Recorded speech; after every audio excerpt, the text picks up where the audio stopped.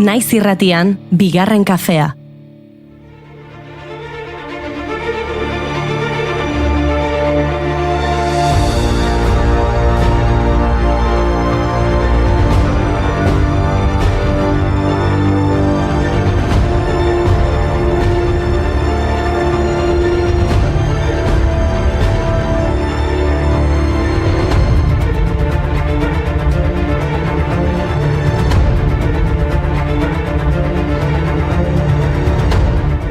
Egunon guztio, ongi etorri bigarren kafera. Astelena da, eguraldia entzun berri duzue. Albisteak ere triste xamarrak. Ez da giro gure laborategian. Baina dena ez da txarra izango, saiatuko gara gaurko efemeride eta gonbidatuekin egunari buelta ematen. Benga gora, bihotzak astelena da. Bai, baina... Baina, otsaiak 9 ditu eta bapatean Madrilen gaude. Hoy es 9 de febrero, cae la noche en Madrid. El insomnio me ha robado el sueño y no puedo dormir. El concierto ha terminado, estoy sola en el hostal. Los aplausos del teatro han dejado de sonar. Creo que me da vértigo y miedo, tanta felicidad y su inmensidad. Egia esan abesti goxonekin soilik gauza ederrak aipatzeko gogoa piztu zait. Adibidez, izarrak. Gaurko egunez duela 40 urte Halley kometaren 20. mendeko azken agerpena gertatu zen. Hainbat egunez ikusgarri egon zen. Halley kometa ofizialki bat P. Halley deitua kometa ezagunenetako bat da. Lurretik 75 edo 76 urtean behin ikus daitekeena. Epe laburreko kometen artean begi hutsez atzeman daiteken bakarra da. Begi hutsezko beste kometa batzuk argitsuagoak eta ikusgarriagoak dira, bai, baina milaka urtean behin baino ez dira agertzen, beraz horregatik da Halley infamatua. 1986ko agerraldi hartan Halley kometa espazio-ontzi batek behatu ahal izan zuen lehen aldiz eta kometaren nukleoari eta isatsari buruzko informazio zehatza eman zuen. Ura, karbono dioksidoa, amoniakoa eta hautsa omen ditu. Traidora inspiración.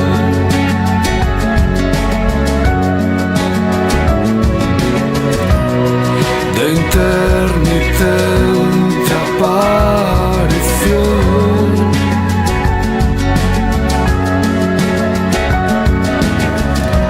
Como un ángel allá. Gaua zenbat eta ilunagoa, orduan eta distiratsugoa izarra. Esaldi ospetsu hori Dostoievskik idatzi zuen, gorko egunez hil zen elebirrigile errusiarra. 1854an idatzi zuen Giza gaixoak bere lehen elebirria. Liburu horretan agertu zen halaber, Dostoievskik bere lan guztietan zapalduen alde erakutsi zuen errukia. Urren urtean gazte liberalen taldean ibiltzen hasi zen. 1859an talde hartako guztiak preso hartu eta hiltzera kondenatu zituzten. Fusilatu behar zuten momentuan iritsi zen Dostoievskirentzat barkamena agintzen zuen ordena. Preso zegoela bizitakoa hilen etxeko oroitzapena eleberrian kontatu zituen, baina egia esan bere lanik ezagunena, krimena eta zigorra eleberria izango da ziurrenik.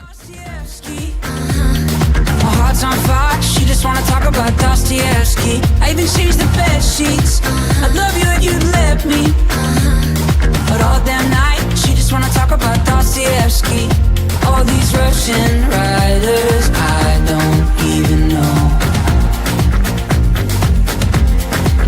Oh, Dostoevsky, tell me why won't she let you go?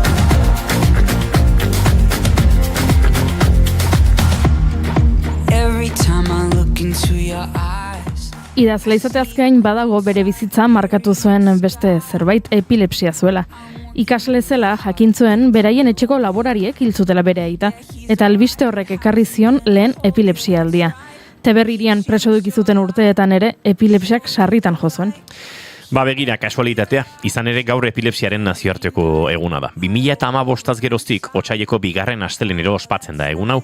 Mundu mailan 75 milioi pertsona inguruk jasaten duten patologia neuronal horren inguruan eztea da egun honen helburua. Egoera horri buruzko ezagutzarik ezak diskriminazioa eta estigmatizazioa eragin die epilepsia pairatzen dutenei eta haien familiei. Sineste hori erdiarotik dator, izan ere garai hartan sinesten zuten epileptikoek deabrua zutela barruan. Nik ezagutzen dudan epilepsia duen bat bada, nahiko deabru, ego Juri? Bueno.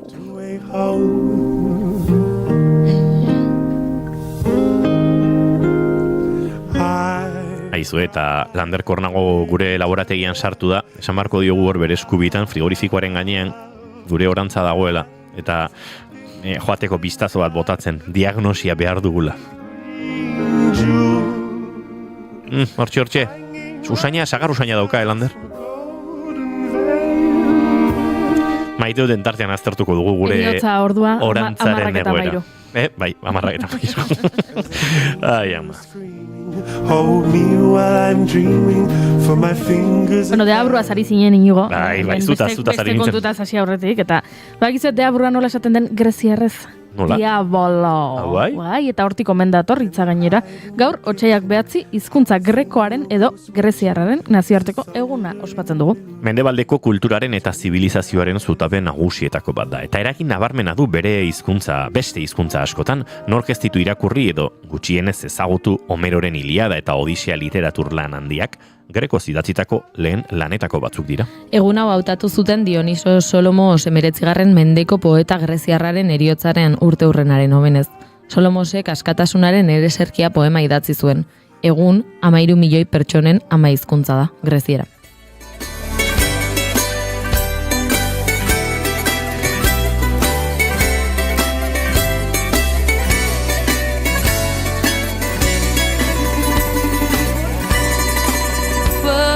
Πονιέσαι, δε σ' αγαπάω και πιάνεις φίλους μας κοινούς να τους τα πεις και δε μιλιέσαι που σου μιλάω, στη μοναξιά ψάχνεις διέξοδο να βρεις.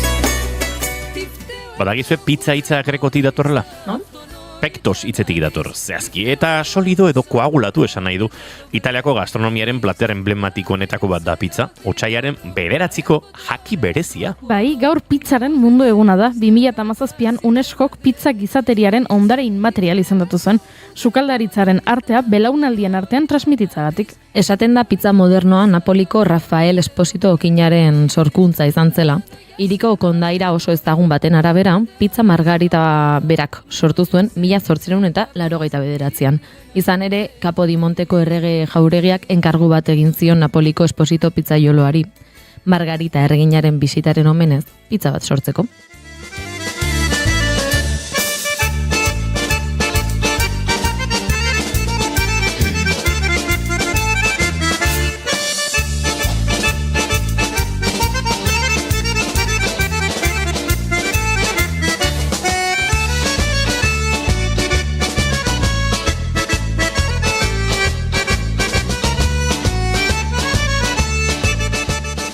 Badakizue pizzametroa zer den? Ameriketako Estatu Batuetako gobernu federalaren bulegoetako pizza eskaeren hazkundea neurtzen duen indizea da. Ze teoria batek dio gertaera politiko edo militar garrantzitsuen adierazle izan daitekeela. Ziurratzo etxe zuri inguruko pizzeriek lan asko egin zutela. Donald Trump presidentea oso haserre omen zegoen Super Bowleko atsedenaldian Bad Bunny Puerto Ricoarrak abestu zuelako. Abestu eta festa antolatu. Dantzan jarri zuen Levi Estadiuma eta dantzan etxetik ikusten ari ziren milioika ikusleak. Sorpresaz beteriko ikuskizuna izan zen, Lady Gagak parte hartu zuen eta benetako ezkontza bat ere egon omen zen.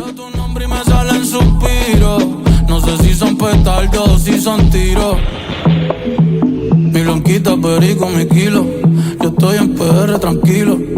Pero debí tirar más fotos de cuando te tuve. Debí darte más besos y abrazos las veces que pude. Ey, ojalá que los míos nunca se muden. Y si hoy me emborracho, pues que me ayuden.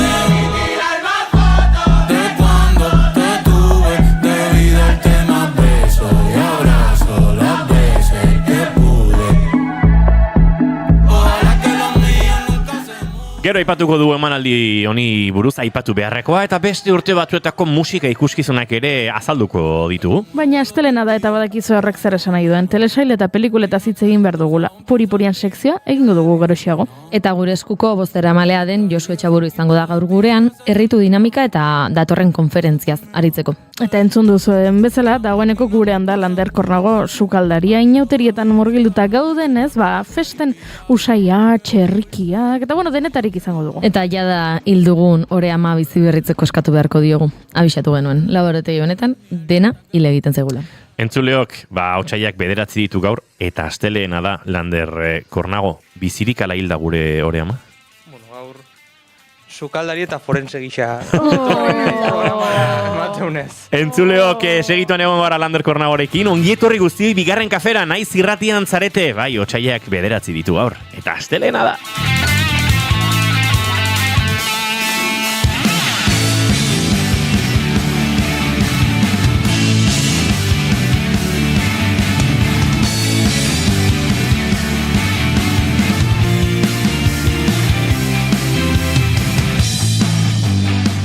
Zuekin entzuleok June Romatet Ibarguren egunon. Egunon. Eta zuekin Goiuri Ezeizarandia egunon. Egunon. Izketan ari zaizuen hau Inigo Asensio Lurbide gaur bigarren kafeak 1124 garrena du, goizak ondo atzean utzi ditu goizeko 10 eta 4 otsaiak 9 ditu gaur, eta gu 3 gara, urrengo 2 orduetan, zuekin bat egiteko asmotan. Ongietorri guztioi, bigarren kafean zarete naiz irratian.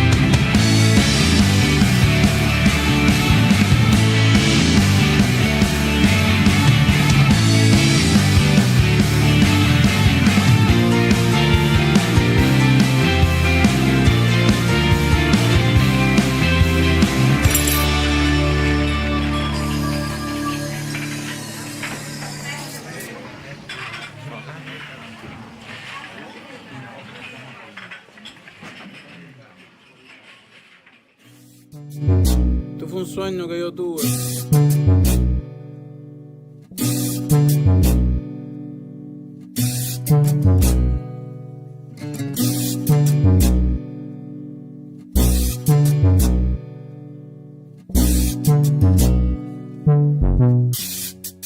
Ella se ve bonita, que a veces le vaya mal. En los ojos una sonrisa, aguantándose llorar. La espuma de sus orillas parecieran de champán. Son alcohol para las heridas, para la tristeza bailar. Son alcohol para las heridas, porque hay mucho que sanar.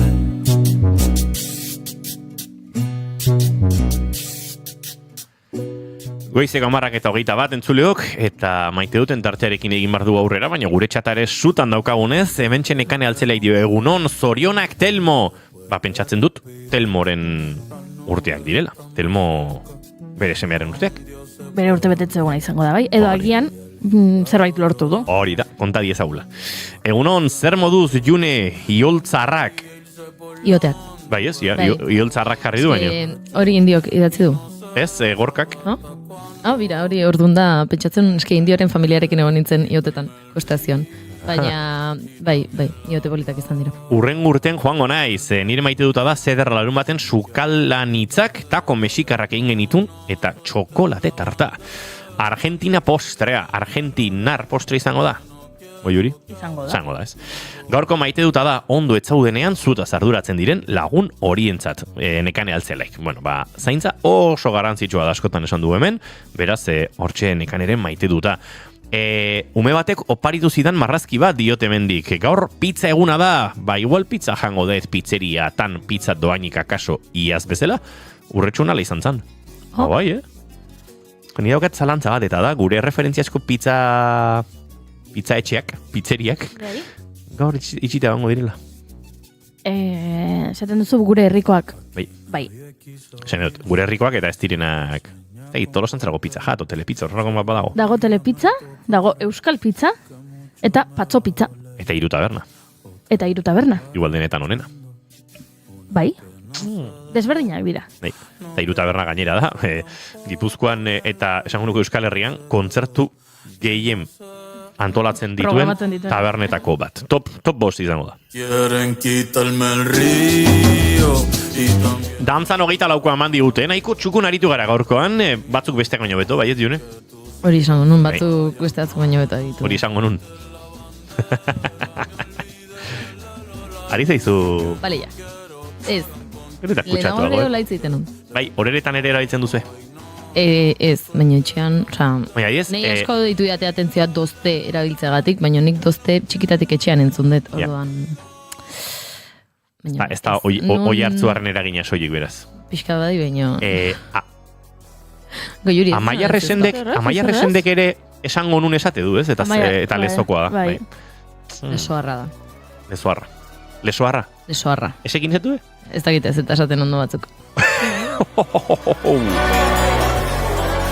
Entzuleok maite duten tarteari egin barko diogu leku hemen, eta, June, ze horre hasiko zea? Pixkat gorkak esan dunetik doan ere maite duta, beti egon naiz ioten bueltan beti bili naiz, ezagutzen ez duten entzako, ioteak dira inauteriak, baino aste bete lehenago inauteriak ospatzen dituzte hoi hartzunen, eta intxixuak basandreak eta sorginak jaisten dira menditik ostiral arratsaldez, eta egotzen dira igande arratsaldez, eta tarte horretan beraien gauzatxoak egiten ibiltzen dira herritik, jendea molestatzen, bihurrikeriak egiten, eta nahi duten egin dezakete pertsonaia hauek herrian, eta herriaz jabetzen dira, eta hori ospatzen da pixka bat, eta beti bil izan naiz, bai igoera eta jetxiera ikusi izan ditut, parrandan atera izan naiz larun bat gauez, baina inoiz ez nuen larun bat eguneko kuestazioan parte hartu, auzo bakoitzean kuestazio ezberdinak ateratzen dira, eta baserriz baserri edo etxez etxe ibiltzen dira musikarekin eta dantzan, eta aurten lehenengo aldiz parte hartut auzoetako bateko kuestazioan, kuadrillarekin, eta egia esan oso esperientzia polita izan da lehenengo aldiz horregotea. Lehen esango nuke agian okerrago begiratuko gintuztela kanpoko jendea, hala ere batzutan jasotzen dugu, nik esango nuke meriztako bihurrikeriaren bat edo beste, esan bezala sorginak eta basandereak eta ibiltzen direlako beraienak egiten, eta erabiltzen dituzte eskuan organo freskoak ostiral arratsaldez, ja lehorxiagoak daude larun batez, eta eskerrak zeneri larun batean jozidaten bihotz batekin aurpegian. Orduan, maite dute honen parte izana, eta horren urtean suposatu dut errepikatuko duela. Horrek egiten du min gehien urtaroak, baino azkarrago aldatzen dira auzoak, gorputza ohitu baino lehenago gehienetan batzuk eraik. Goiuri ez izarandia zure maite dut azin, da? Nere maite duta da, orain gertatzen ari dena. Eta zer ari da gertatzen orain? Neguko olimpiar jokoak. Iruditzen zait, udarakoak baino askoz divertigarriagoak direla, kirol divertigarriagoak dira, agian ez ezagunagoak, baita ere niretzat. Batzuk ezagunak dira ez, baina beste batzuk ez ezagunak egiten zaizkit. Ni elur munduan naiz ibili, eskiatzeran ere bizitzan 2 aldiz joan naiz soilik, baina ikusten ditut kirol batzuk esaten dudala, baina zu noiz ohartu zinen kirol honetan atleta ona izango zinela. Nola da posible? Horrelako saltoak, edo horrelako lasterketak izotz gainean, edo egiten dituzte horrela, txundituta guztan nauten gauza ugari, eta iruditzen zait oso divertigarria, ze esan bezala kirola asko ez ditute ezagutzen, eta orduan, gainera nola, iruditzen zait, ez da ala, baina iruditzen zait, 24 orduz ari direla konpetitzen, edo zein momentutan telebista piztu eta badagoela zerbait, ikusteko, ez dakit, ice running 3000 metro, edo bobsleigh, edo orain saltoak, edo orain izotz gaineko patinaje artistikoa eta horrelakoak, disfrutatzen ari naiz, eta horixe, tontakeria bada, baina horixe ipatu nahi nizuen. Ikusi ezun bobsleigheko kolpea, estatu batu harrena, zeharra golpea.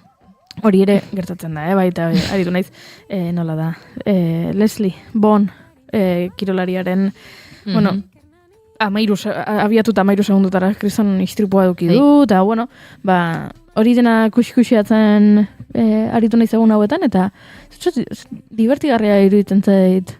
Hau? Erabat ados. Zentimetrotxoen azkunde hori bolo-bolo dabil. Komentatu egin behar du, bai. Penisgate izena du. Kontua da, eski gainean salto egiten duten horiek, bueno, badago element susmoa trampaetan ari direla. Eta nola trampa? Dopina? Bueno, nola baiteko dopina, bai, baina berezia. Kontua da, esaten dutenez, duela hilabete batzuk, azido hialuronikoa pintxatu zietela zakilean kirolari hauei, izan ere, jantziak, jantzita eramaten duten mono hori, 3D erabiliz, beraien gorputzera egokitzen dela, milimetrikoki, ez? Tardon, kontua da, beraiek egin dutena, edo susmo hori dago behintzat, dela zakilea puztu, trajea egiterakoan, hor, hankartean. Nik hemen parentesirik egin behar dut, ze nire bigotekide hoi batek behin kontatu zidan nola berak egin zuen rotazioa zirugia estetikoko espazio batean. Berez etzen bide horretan, baina zirugiako praktika egiterakoan hori ere egiten da. Eta esaten zidan, operaziorik edo interbentziorik ohikoena gizonezkoetan zela zakilean azido hialuronikoa sartzea. Oso ohikoa omen da, naiz eta arkorduan jazaldu ziten eta logika asko dauka kontatzen ari zaren honekin, azido hialuronikoa absorbitu egiten den gero eta desagertu egiten den, orduan zakila puztu egiten da, zabaldu egiten da, ez da luzatzen, hori ere asko egiten omen da, baina hau askoz gehiago injektatu azido hialuronikoa eta zakila zabaldu, baina gero kontua da, hori absorbitu eta berriz ere zakila bere ohiko tamainara bueltatzen dela.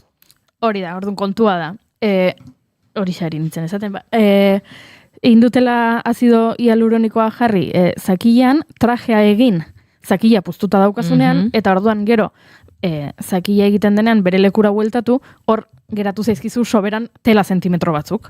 Ez, haundia geratzen zaizu, hor hankartean zure praka hoiek. Eta orduan zer esan nahi du horrek? Aerodinamismoa ematen dizula. Ze, aleta moduko bat sortzen da hor hankartean, eta orduan horrek ematen dizkizu 3 zentimetrorekin 6 metroko abantaia. Eta orduan esatzen dute hori egin dutela, eta orain naziarteko olimpiadetako komiteak konprobazioak egingo dituela esan du. Ez dakit zer esan nahi duen horren, baina hori izan da aurtengo joku olimpikoetako lehenengo polemika, eta polemika nahiko xelebrea. Nirenek sortzen dit beste zalantza bat. Eta hemen entzulei gauzat azaldu behar diegu. Eta diodanen azaldu, batzuk hau entzuleo jakingo duzue, baina nik gai hau ateratzen dudan bakoitzean, jende asko harrituta ere geratzen zait. Eta da, zakildunon artean, bi zakil mota daudela. Aragizko zakilak eta odolezko zakilak deitzen zaien hoiek. Horrak esan edo zakil batzuk tamaina nahiko berezkoa dutela eta erekzioan, zertxo bait hazi gogortu egiten direla, hoiek aragizkoak dira, eta beste batzuk odolezkoak dira. Tamaina erabat odolari zor diotenak, eta horrak esan nahi du erekziotik, erekzio kanpoko egoerara, tamaina ikaragarri aldatu daitekela. Oso txikitik oso ondira, edo danako, ezta? Eta nere zalantza da. Odolezko zakila duen eskiatzaile batek, Goiuri. Goiuri ez, galdetu, Goiuri ez dauka zakilek eta ez zaki. Nire ze iritzi, esan nahi dut. Baina odolezko zakilen bat inoiz ikusiko zenuen, emakumea.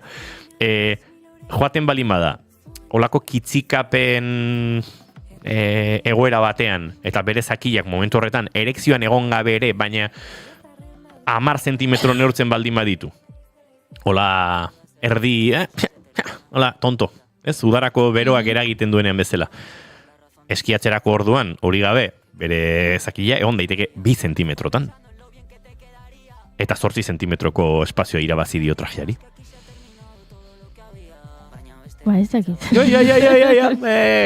Ni gai hau iruditzen zait, gai honek oraindik tiratzeko mamia duela. Baina zer nola, bueno, ez dakit. Ez, galdetu. Ez, iruditzen zaidalako beste dopin moduak askoz errixagoak direla neurtzeko. Odola analisi bat egin eta ikusten duzu odolean badagoen drogaren zantzurik. Pentsatzen dut, zakila eskaneatuta, igual azido hialuronikorik badagoen jakin naitekela. Ikusten dut, oraintxe denboraldi hasieran eskisaltotako eskietzaile guztiak euren trajea homologatzera doazenean, eskaneatzen euren zakia, ea azido hialuronikoa daukaten. Baliteke. Ze gauzak, Entzulio, goizeko 10:23 minutu. Horrelako gaiekin jaiki gara. Ez zure maite duta esan? Ez, doaini gauz asko kontatzeko. Lasi. Baina, Lander Kornagori bere maite dut ere eskatu behar diot. Ze pentsatzen dut, ez duela prestatu. Ez du prestatu. Etzen den, Lander Kornagora maiketan etortzekoa zen, azken orduan aldatu dio hitzordua, eta Hotz zarrapatu zaitut. Venga, nik botako du nere maite dut. Badaukan mutiko bat arabara. Maite dut tarteka kozinatzea bida, eta hemen maite duta konpartitu egingo du. Pasatzen zei gauza bat. Afariak egin zalean naiz ni sozidadean. Eta nere oinarrizko plater estrella beti da txuleta. Hori da, errex, sua piztu, txuleta atzuk erre. Komplikazioa bego. Bai, gero aurretik beste gauzatzuk egin ditzaket, baina behintzat ziur dauta daukat hori. Ze bestela ere, txarrenera gaztata hola bat, enbutido pixkat, piper batzuk zartarian nola gozo egin eta txuleta bat, eta falduta. Hori da, bai, ondo salbatuta gainera. Orduan, lenguan txuleta atzuk erosi genituen, baina ondi xamar. Eta, lasai, sobratzen bada bat ere, iaretzi jango ditugu. Kontua da gero ez dudala topatu aukerarik txuleta hori jateko, eta frigorifikoan neukan, esan txuleta hau pixkanakaia galtzen hasiko zait, eta, kamaran aguantatzen dute, baina esan, eta txuleta oso lodia zendik etxean egiteko. Pixkat, egin daiteke, baina bai. Eta horren egin laban berria erositut laban berri batzuk, taula bat, jostailu berri dauzket. Eta laban hartu, eta txaka, ezur guztiak endu nion, garbitu nuen dena, eta moztu nuen olako, xerratxo batzuetan. Pixkate, sushi baten sashimia balitz bezalako. Fin-finak, ez? Zatitxutan finak, eta pentsatzen, eta hau igual, orain txezu jango, eta badakitzere egingo duen. Eta prestatu nuen taper handi batean saltsa bat, ura marinatzeko asmotan. Eta hor ari da. Nik ez dakit, zenba denbora egon daiteken marinatzen, noiz ateratzea komeni den, nik esango izut zeo sagai jarri nion. Soja saltsa jarri nion. Soja saltsa, angostura, piper beltza hutsa,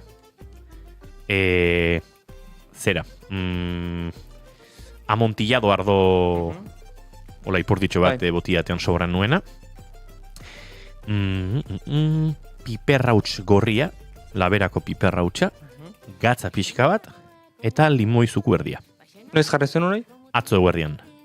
Gaur eguerdin jatea. Gaur eguerdin atera. Ateratzeko ja. Ateratzeko. Ez balin baria oso lodik bai. Ateratzeko eta jateko. Horrek, bestela iraungo lidake gehiago edo ja janin barra dukat? Iraungo zizun, baina gero ja zapore guztia galtuko zuen, limoian azidoan gati baita sukaratzen jarraituko zuen han behian, orduan hobena izango zen ateatzea, eta ja jatea. Oso ondo. Garbi daukagu, gaur igual bazkaldu egin behar dugu, Juri, ez dakit. Ikusten duzun, baina horreko egon behar du, Txuleta hola xerra txikitan, ez dut inoiz egin, baina atzu okurritu zitzaidan, eta hori da nere maite duta, baina bide batez banekin Gorlander zetorrela, eta banekin gero ja konsultarako espaziori banuela, beraz, azkaduko du. Denborarik eman aldizut Lander maite duta pentsatzeko, edo gure maite duta gu elkar banatuko du? Bueno, elkar banatuko du, eta bai pixkat pentsatut baita, da pixkat goiunik eta lotukoet, eta ez neguko joko olimpikoa, baina bai superbolakin ligatukoet. Ustet akontezimendu deportibo oso politia dela, gainea bat banekin gertatuan polemika guztia Donald Trump baita sartu dela eta dena, uste baita polemika hartzekoa dela.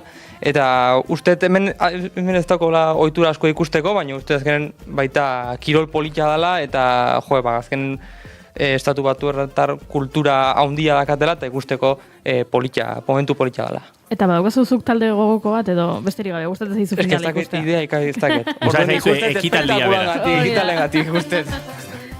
Euskoan eska bat txotxera.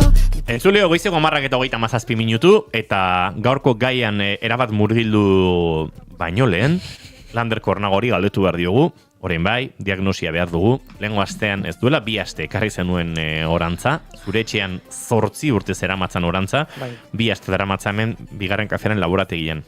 Ze esaten duzu? Zer diozu? Bizirik dago, bizi iraungo du? Lehen esan dezuena, ez? Fecha de la muerte, goizeko 10:04. Bai. Ez dago hilda, berpiztea dago, baina bai iaia tarron dagoen guztiak kendu barra daola, eta berriz alimentatu. Ez da txarra, osea, berpiztea dago, baina daka gazta usain puntu bat, ja pixkat pasata daola. Eta hor, zer egin dugu gaizki? Zer egin duzu, Zer egin dugu Juri? Rip! Ba, nik uste dut, izan daiteke, nik nire teoria daukat. Nire eriotzaren kausa. Ur kopurua handigia. Landerak esan zuen, irina eta ura berdin. Berdina, bai. Eta? Ba, horrela egin nuen, baina agian ez ondo, ez dakit. Hemen normalen 20 gradutan izatezate, ez? Bai. Igual... Berogi 24 orduz emateko. Igual 12 orduz, 13 orduz, pixkat hortikan igual eman beharko litzaioke bazkari pixkat. Vale. Baina esan dakoa. Aitxo, baina bazkaria 24 ordu eraman bartzaio? Bai. Ez diozute eman. Zenbat eraman diozute? Bueno, ba, eman godiogu. Hemen onda gaizki lortu sistemiko gogor bat entzuleok. Badaukagu eriotzaren ordua eta badaukagu kausa ere, bai, gogorra bizitza. Aurrera goaz, baina Lander Kornabarekin jarraituko dugu, eta miruaren doinuekin gainera. Da honean dale, ez da honen bale, entretenitzen gera birote balde, frenorik gabe, daila panera, nora biderik gabeko dela, batzutan negar bestetan algara, dudan egunaren arabera, goizero, batzuetan erota bestetan bero, onkiotan bezala, txarra den lekuan nona ere bada. Da honean dale, ez da honen bale, entretenitzen gera biote balde. Da honean dale. Bueno, gaurkoan badira entzuten diren jaiak, badira ikusten direnak, eta badiran askotan ere konturatu gabe usainangatik gogoratzen ditugunak. Inauteriak horietako batzu dira. Normalean, txistorra erretzeoi, koipea xirrikan, ogia eta ardoan eskuan ikuste dugu jendea, eta gaur, inauteritan jaten denari buruz hitz egingo dugu batez ere, eta zergatik jaten den. Da plazan harik ez dago, ni kontantu nago, zelatunen bezala. Goizeko 10:40 entzuleok eta guia goze zakatzen ari gara, ze poetika horrekin egia esan, txistorra erretzen, koipea xirrikan, ogia eta ardoa eskuan, gozetuta gaude dagoeneko. Inauterik giroan murgilduko gara beraz, pixkat gastronomieri dagokionez. Bai, hoi da. Denok ez hau zeitegu azkenen inauteriak, baina batzutan ez dugu pentsatzen zergatik o nola jaten denez. Ohituta gare, festa hau urtero bizitzea, baina askotan ez dugu pentsatzen, zergatikan janari hau, zergatikan gastronomi topaketa hau egiten dugun, ez? Hortaz, izango dugu pixka bat, eta egingo duguna, zati ezberdinetan bananduko dugu, lehenengo eta ben izango dugu karnaval hitza latinetik datorrera, karem lebare hitzatikan, hau da, haragia kentzea esan nahi du, ez? Pentsatu behar dugu, inauteria kristautasunaren aurreko jaia diela, neguaren amaierak eta ziklo agrarioarekin lotzen direla beti, ez? Negua bukatu, eta eguraldi hobegoa, uztak hobegoak hasten direla, eta horregatikan ziklo honekin lotzen dugu, ez? Gero kristautasuna etorri zen, eta garizumaren aurretik kokatzen da, ez? Garizuman normalan haragia eta koipea debekatuta dago. Horregatikan erdiaroan, inauteriak ziren urteko egun gutxi batzuk gehiegikeria sozial hori onartuta zegoen, ez? Horregatik normalean jendean aurretik jaten zuena debekatuta zegoen. Osea, hau da, oain garizumana sartzen gara, eta negua ja bukatzen hasi da, garizumana sartzen gara, eta debeku eta errepresioko momentu sozial baten sartzen zen soziadean, ez? Horregatikan, inauteriak ziren momentu horiek, non jendeak kalea ateatzen, eta gehiegikeriaz gozatzen eta sartzen zuen kale guztiak, ez? Horrekin lotuta, itzengo dugu gure protagonistaz, Txerriaz, izango da gaurko protagonista, etxeko bankua deitzezan, orain dela urte batzuk, ez? Azkenen Txerria azteko erraza zen, urte osorako elikadura ematen ziguen familiari, eta haragi freskoa eta prelaboratuko produktuak egiteko almena ematen zioten familiei eta jendeai, ez? Bai, odolkia, lukainka eta txistorra, ere bai, ez? Normalen gaur egun gehien ikuste duguna kaleetan txistorra izaten da, eta bere zergatia du, baina intzeingo duela hortaz, baina pentsatu behar dugu txerri baten gantzak urte osoko sukaldeako koipea ematen zuela, eta azkenen pentsatu behar dugu familiako zenolako poza izaten zenez, urte osoko koipea dukitzea, azkenen koipea energia eta beroaren sinonimoa zan etxe guztietan, ez? Garrantzitsua da jakitea, txerri hilketa neguan egiten zela, azkenen hotza kontserbazio metodo bezala erabiltzen dalako, eta lehen hozkailu falta horrengatik negun egiten zen, haragi hori gehien bat irauteko etxetan, ez? Gure kasun, enbutido iraunkorrak egin ez ditu, juten balin baga igual Leoneko zona batzutan, non keetu egitea edo klima lehorragoa izaten den leku batzutan, luzaroan gordetzeko enbutidoak egiten zirela, baina gure keetu eta lehortu. Keetu eta lehortu. Hor dago gure arazoa, lehortzarekin. Lehortzarekin, azkenen gure ezetasunarekin, ezinezkoa itezen gaur egun noski, ez, egiten dala ebene bai. Baina historikoki ezetasun horrek olako motako, zezina adibidez, olako motako enbutido edo prelaboratutako haragi produktuak guretzako ezinezkoak izaten ziren, ez? Gure klima ezetasunagatik, eta azkenen guk ez dugu olako ohiturarik euki historikoki, orduan gaur egun ere ez da ohikoa hemen olako gauzak ikustea. Lehen esan bezala, hemen txistorra sartzen da, historikoki beste fresko bat dela, eta ez da kontserbatzeko pentsauta egindako enbutidua. Eta horregatik, inauteritan kokatzen dira produktu hau, ez? Negua bukatzean dago, oraindiken produktu hauek gure despentsan daukagu, eta ikusi behar du garizuma baita hurbil dakagula. Orduan orain da momentua dena jatea, dena bukatzeko, gero errepresioko momentu bat etortzen zelako soziedadea. Mine mailetu baizenai, Santo Femiko zela Eta behin jakinda zer jaten den, guazen nun eta nola jaten den, ez? Kalea eta janaria hurbildu egiten da. Inauteritan kalean jatea ez da ohitura berria, ez da moda urbano bat ere, azkenen mendetako historia duen tradizio bat izan da. Inauteriak jaierriko kolektibo eta publiko gisa sortu ziren, eta horregatik haien espazio naturala, azkenen ez da etxea, baizik eta kalea. Dena kalea atera eta denak guztik dena ospatu.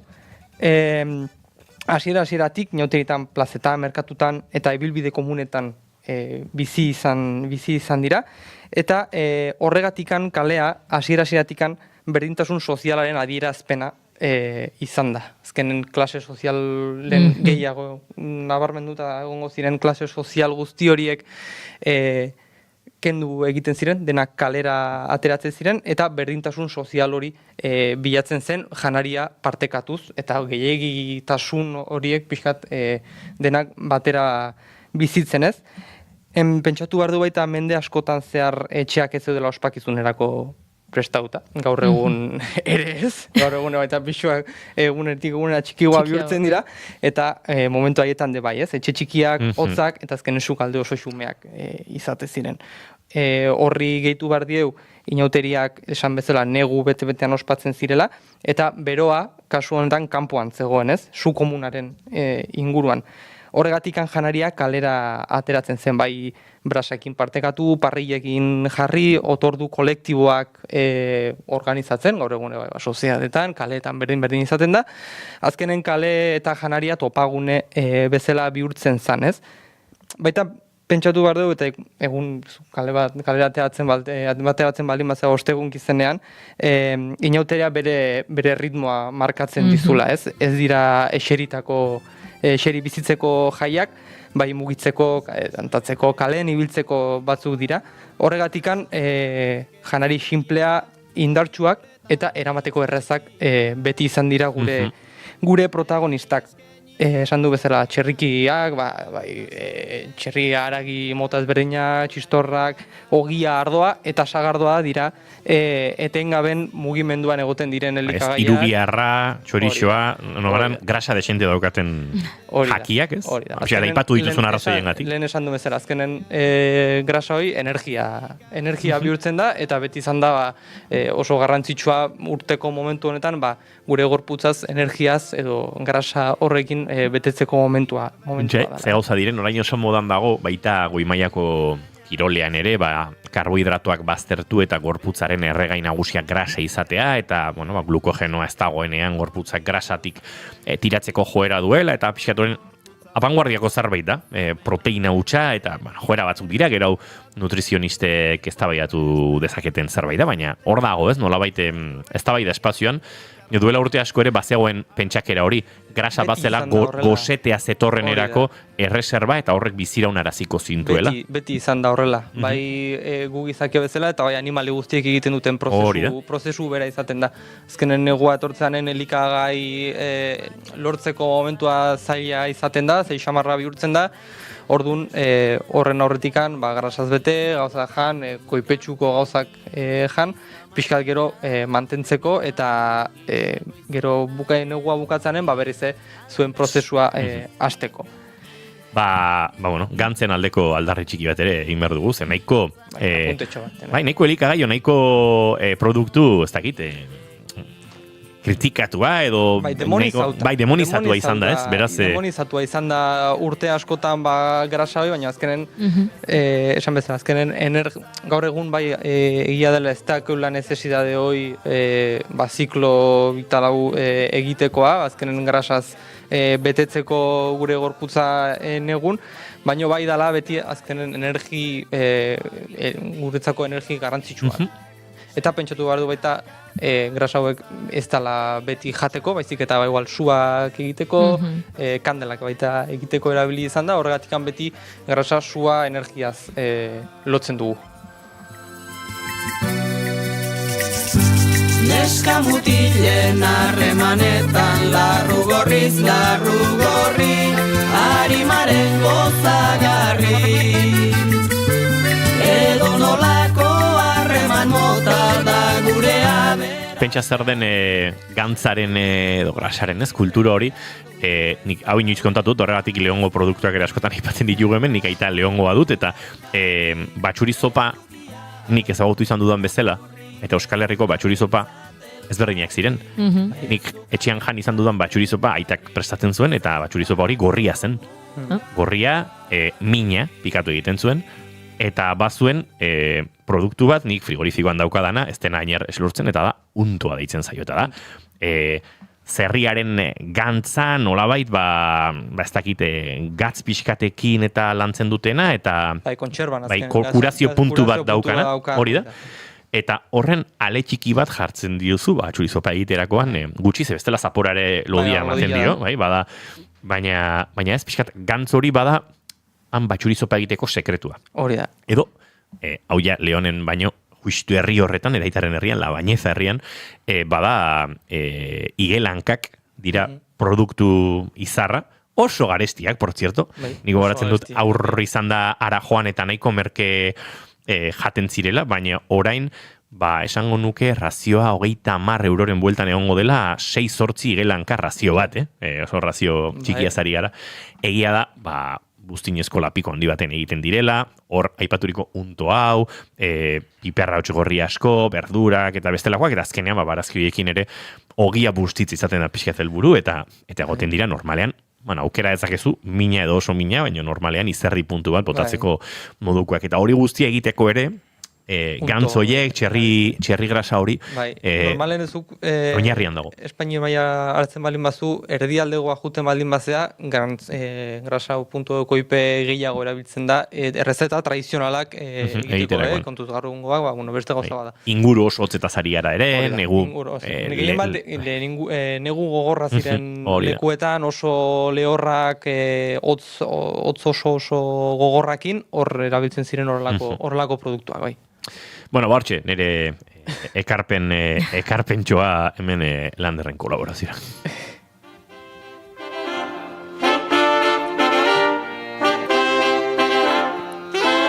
Bueno, baguarrezen berri zehartzea lehen esan duna, ez? Kalen jateko ohitura dagoela, lehen esan du bezala garizuma hortxe dakau, 40 egun eta, hasten gara garizuma, eta orduan kalea ateatzegea, baino kalean jatea dalako arauak hausteko modu bat delako.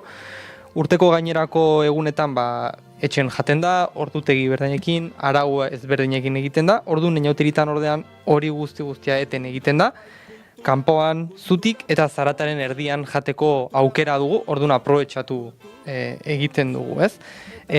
Horregatikan, jate puntu hoi transgresio ekintza bat da, araua hausten jarraitzen ditugu, mozorrotzea bezalaxe.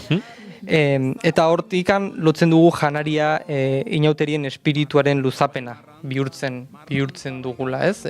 Arau guzti hauek puskatzen jarraitzen ditugu, gero etorriko dira arauak eta garrasiak eta dena. Orduan, momentu hortan, gure janaren espiritualtasun horrekin lotu dugu historikoki, ez?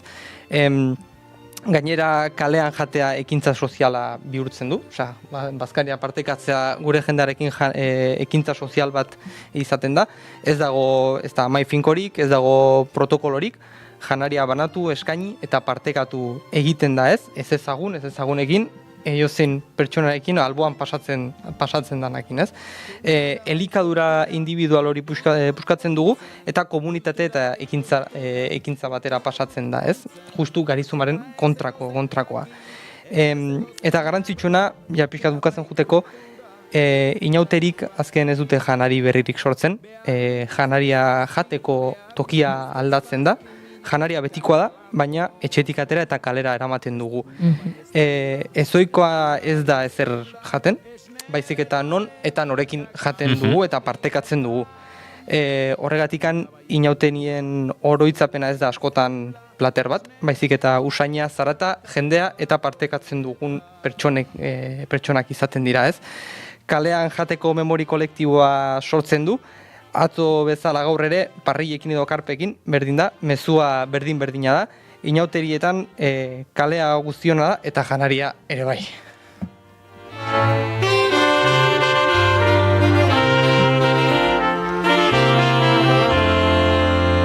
Kultura bai, kultura. Entzuleok gozea piztu digu, inauterietarako gogoa ere piztu digu Lander Kornagok. Pixka bat. Lotu barko genuen olako gozak. Bai, aizu hemen gure txatean idatzi digute. Atzo rabioliak txuletarekin jangen dituen guk, zoragarriak. Ez da txarra. Txuletak leku guztietan egiten duela bere funtzioa. Kroketa ere txuletarekin o txuleta soberakin egindakoare. Txuleta da azkenen kuadrian dakazu lagun hoi denei ondo eroitzeana eta azkenen txuleta hoi da. Zalantzaria. Sukarra bai zata. Lander Kornago, mila esker, eta zera egin barko dugu. Igual oraintxe minututxo batzuk hartu, orantza horri zenbat utziko diogun eta nondik hasiko garren zerotik aztertzeko. Ze, egia esan, orezidioa osatu dugu, eta ez dakit, puelta mateko aukera balin badago, akaso epaiak ere zertxo baite lausoago edo leunagoak izango dira. Aukera dago. Ez dago guztiz galduta. Beraz, esango dugu tentatiba dela. Homizidio saiakera. Baina ez dugu lail erabat. Ez, baindikan ez. Lander Kornago, mila esker. Zuei, eskerrik asko. Entzuleo kalabaza tripontziarekin egingo ditugu urrengo 2 minutu terdiak Oskorriren kantu honekin eta segituan azken ordukoaren bila egingo dugu salto.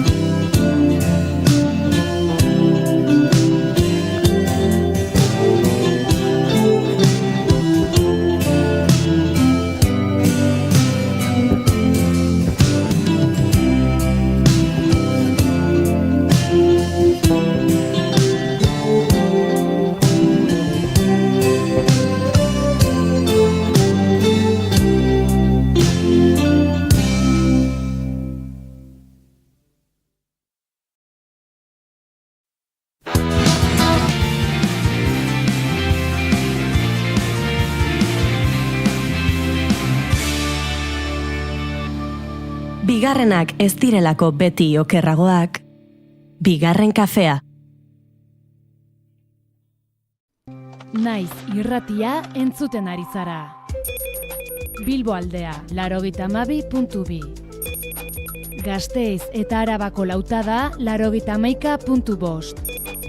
Donostia aldea, 93.8. Gernika, 96.7.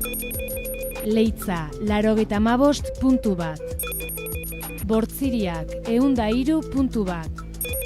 Urola, 91.8. Goierri, 102.2. Legazpi, 94.6. Naiz irratia.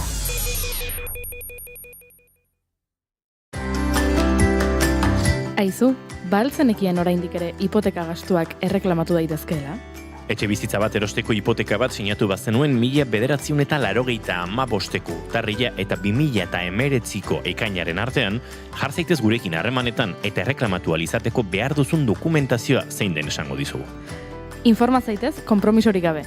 Emma abokatuak, 611 411 868.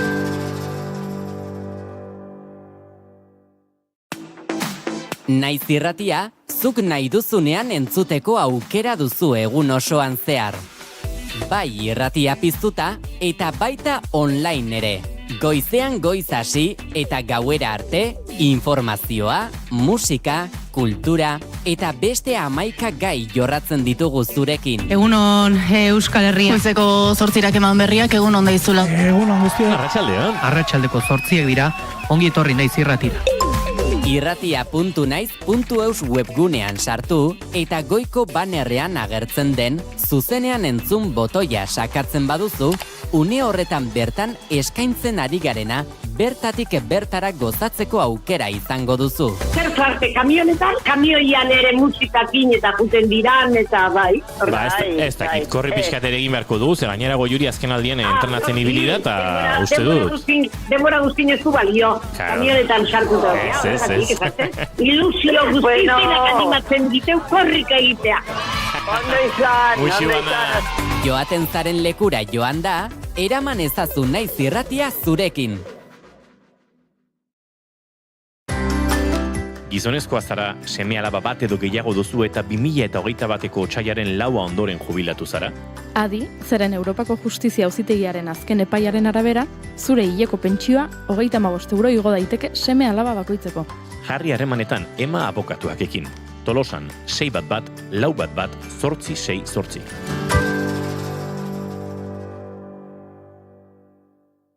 Entzuleo goizeko 11 eta 2 minutu ditugun honetan, bagoaz azken ordukoaren bila estudiotara antxe, Itxaso Leon Kareaga lankidea dugu eta Itxaso Leon egunon?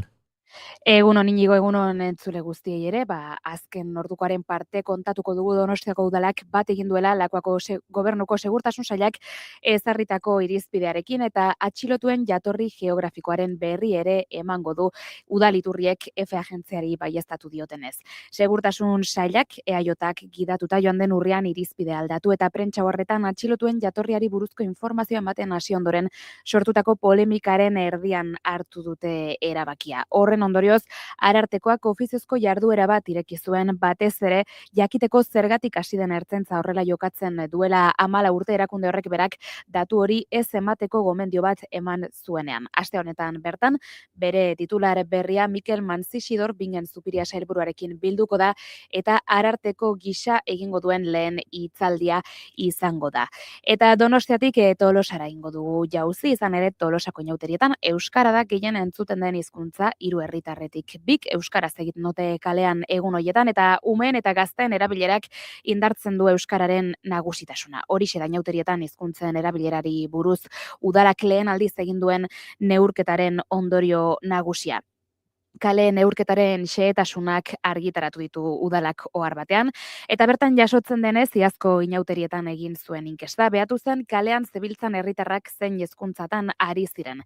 Inauterietako 5 egunetan egin zen neurketa ostegun gizenean, ostiralmean, zaldunitan, astelenitan eta asteartitan. Jende kopuru handieneko eremuetan egin zen behaketa propio jarritako behatzaile batzuen bitartez eta guztira 11 orduz neurtzen inauterietako kale erabilera. Guztira 4.940 elkarrizketa behatu ziren eta 9.725 solaskiden. Neurketa horren arabera herritarren bieren pasatxo euskaraz sumatu ziren inauterietan 167 eta 3 gaztelaniaz 132. Beste hizkuntza batzuen erabilera oso mugatua izan zen 1 beherakoa. Eta honesekin geratuko gara oraingoz, 12etan jarraituko dugulako informazioaren arian.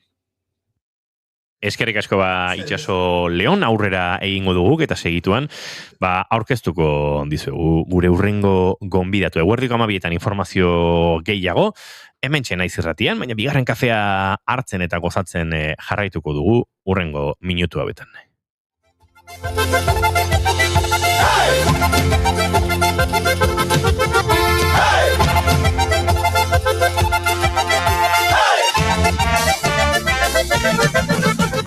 Imaginatu peña bat, Pirinio artean, joaldunak herri, kanta uniko partean, Marija y Almadian zeledon horipean, imagina kuadrilla bat, herri libre batean.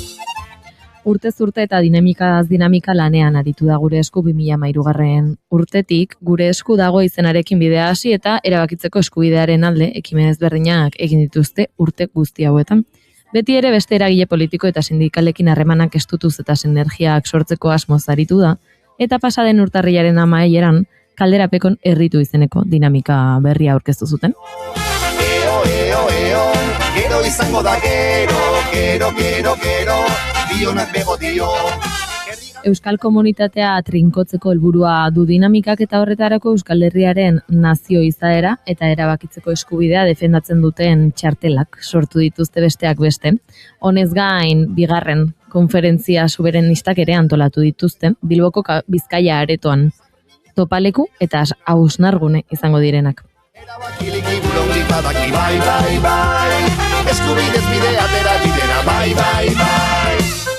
Pixkanaka gaiak aletzen joango gara gaurkoan eta dinamika honetan sakontzen. Horretarako gaurkoan gurean da gure eskuko bozeramailea. Egunon eta ongi etorri bigarren kafera, Josu Txaburu. Egunon guztioi eta ze ona zuen deia jasotzea hemen egoteko, eskerrik asko. Eskerrik asko zuri, gurera hurbiltzeagatik. Azkenekoz Josu Txabururekin aurrez aurre egon ginela Bilbon ginen, izaten du, bigarren kafeak gure laborategitik ateratzeko joera, eta Frantziako turraren irtera zela eta han Bilbo inguruan kokatu ginen, eta saiatu ginen hainbat energia eta gure ganatzen, eta energia olatu ekarri zuen Josu Txaburuk orduan, antxe iaia gure estana erori eta guzti egintzela, ikurrinak ere banatzen hasi ginen, eta gogoan dute nahiko gogoangarri izan zela, eta nahiko viralizatu zen ere bai. Gaur giro lasaiagoan ariko gara, eta galderak ere, pentsa, espero etzen dituen bi behintzat egingo dizkizut hasteko, oieratik bat aukeratu dezakezu erantzuteko, edo nahi izan ezkero biak ere erantzun ditzakezu, Josu. Biak ere erantzun nituzke gustora. Zalantzarik genuen, hau horrela izango zela. Galderak onakoak dira.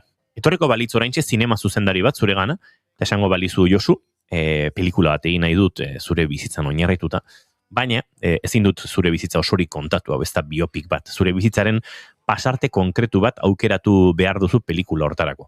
Hala balitz, zein pasarte, zein momentu aukeratuko zenuken. Hori da lehenengo, eta biak erantzungo dizkidazuenez, hasi erantzuten.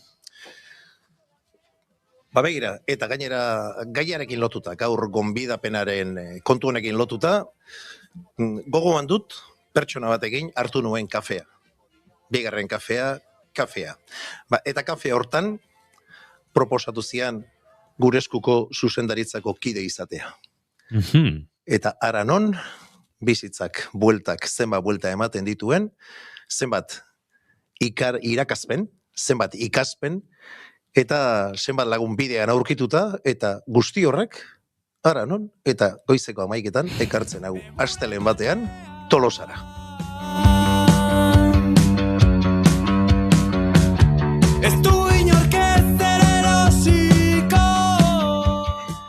Bigarren galdera ere egingo dizut, Josu, eta bigarrena da nola visualizatzen duzun, nola imaginatzen duzun, nola nahiko zenuken zure hileta. Hemen ekarriko ditut gogoran ere aitaren hitzak, behin hil eta gero egizue nahi duzuena.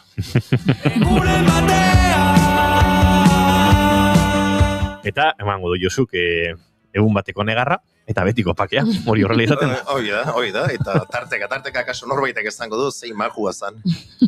Hori ere gertatuko da, espero du. Gure gonbidatu egiten dizkiegun bi galderak biak erantzun da, goaz entrevista honekin aurrera jo, Bai, eta, sarreran aipatu dut ez, erritu dinamika aurkeztu zutela, sareetan bazabiltzatea agian aterako zitzaizkizuen, Durangoko azokako postu ezberdinetan grabatutako bideoak ere ez, erritzeko deialdia egiten, baina lehenik eta behin Josu galdetu behar dizut zer den erritu bera. Erritu berak nik uste badela tresna interesgarri bat, bizi ditugun garai hauetan, gure euskal herritartasuna adierazteko. Eta alde hortatik nork ez luke bat egingo Euskal Herria 7 lurraldez osaturiko nazio badela, edo eta euskera dela Euskal Herriko berezko hizkuntza bat, edo herritar guztien eskubide guztiak bermatu beharra dagoela, edo Euskal Herritarroi geuri dagokigula gai guztien inguruan libre eta demokratikoki erabakitzea, edo eta 21. mendeko Euskal Herria funtsezko erronkak dituela, eta hoiei heltzeko ezinbestekoa dela burujabetza tresna izatea. Guzti hori da herritu, eta herritutzen garenean, azken batean horren aitortza egiten dugu. Eta ezin dugu ahaztu baita ere, norbanako erabakia izan arren, komunitatea osatzeko erabaki badela. Horixe galdetuko nizunez, Josu, helburua badela komunitate bat sortzea honekin. Zalantzarik gabe guzti honek badu beste trastendentzia bat. Esaten egin nintzen oraintxe, bakoitzak egiten dugun autua dela, baina euskal herritartasuna norberak aitortzeaz gain, beste elementu bat ere badago, eta Euskal Herria da komunitatea izaten jarraitzen dugun heinean. Horrek bermatuko du gure etorkizuna. Aurkeztu zenuten kalderapekon dinamika guztia, pixka bat azalduko zeniguke zertan datzan dinamikak berak nun herritu daiteken, nola joango den dena? Bai, ondo dio zuen moduan, Durangoko azokan ja urreneko pilulak hor sortu ziren, eta hor nolabait ere gizarteratzen hasi zen herrituren tresna hau, por cierto, eta bide batez esan da, ez duena eperik, hau da, herritutzen joango gara, hilabeteak pasala, eta beti izango da aukera herritutzeko. Eta orain gaudena da urrengo fasean, eta da behin kalderapekon gizarte eragileekin eta salpenak eman ostean, orain tokatzen da herri-zerri. Herri-zerri ekitea, herritokiak antolatzea, herriko eragileekin hitz egitea, guztiei azaltzea, guzti honek duen abantaiak, eta nik esango nuke gainera, bizi ditugun garai, nahazmenezko garai guzti hauetan, zein hona litzatekeen gauzak okertze aldera egiten badute. Euskal herritartasun horrek ere arresi giza jokatzea Euskal Herrian, beste ez inguru hain urrunetan gertatzen adirenei stop bat eta geratze bat emateko. Beraz, izango dira lekuak, herrietan izango dira, eta gero herritu.eusen ere aukerak izango dira hor, herritutzeko. Eta hemendik, noski, herritutzeko dei zabala Euskal Herritar orori. Beraz, aipatu duzun bezala, furgoneta bat ibiliko da, ezta? Herrietatik, herritu nahi duenak izen emateko. Eta, izan zineten kalderapekon esan duzun bezala, hainbat eragilerekin batera, ezta? Zein izan zineten bertan? Eragile eta alderdi politiko guztiei banatu genien gonbidapena. Batzuk euren ezina aurkeztu ziguten eta ezin etorria, baina bertan izan ziren, nik uste, begibistan behintzat horre Agirre Zenterran zan, Eusko Ikaskuntza han zan, EH Bilduko jendea ere bazan, AEK-ko jendea, hainbat herritar baita ere, Bilboko taldekoak, oso txukun geratu zen ekimena dela esango nuke. Eta oso geurea, trinkotzea baldin bada herrituren helburuetariko bat, hor ere nik uste hori agerian geratu zela. Eta aipatu dugu sarreran ere herriturekin orain martxan jartzeaz gain, konferentzia subiranistak ere antolatu dituzuela, bigarren urtez, lehengo urtean esango nuke irailea inguruan, edo ez nabilos ondo. Ez dakit segunetan izan zen, baina bai... Otsail parean uste izan zala. Urte betera berriro antolatzea erabaki duzue, asmoa bada urtero antolatzea? Asmoa bada urtero antolatzea. Eta gainera, nik azpimarratuko nuke ideia bat, Sarreran elkarrizketa honen sarreran, eo, abestiarekin hasi dugu, eta herri libre batek, herritar libreak behar ditu. Eta herritar libre, kritiko, konstiente eta jantziak behar ditu. Eta horregatik behin eta berriro azpimarratzen ari naizen ideia da konferentzia subiranistak pedagogia egin behar duela. Eta Bilbo norbaitek galdetzen zian gainera, Josu, baina hau izango da eragile politiko, da ezanion etorriko diranak, ongi etorriak, baina hau herritarrontzat ere bada. Ze azken batean, geuk geure buruak jantzi behar ditugu, herri libre hortan, eta hortik konferentzia subiranistan ikastea baino ez dago. Kanpotik etarritakoak, ikusi geureare nola dagoen, estatuak eta naziogintza nola antolatzen ari diran, eta ze balioetan oinarritzen ari diren batzuen da besten diskursuak, eta nik uste nabarmen geratuko dela gure eredua beste bat dela. Agian aletuko dugu pixka bat egitaraua, entzulek jakin dezaten nondik nora joango den, otsailaren 28an izango da, lehenik eta behin, data azpimarratzearen, eta Bilbon izango da, ezta? Hori da, otsailaren 28an, goiz partean, 9:30 ordu bat erdiak bueltar arte, hortxe elkartuko gara, eta ea aretuare, Bizkaia aretuare betetzen dugun.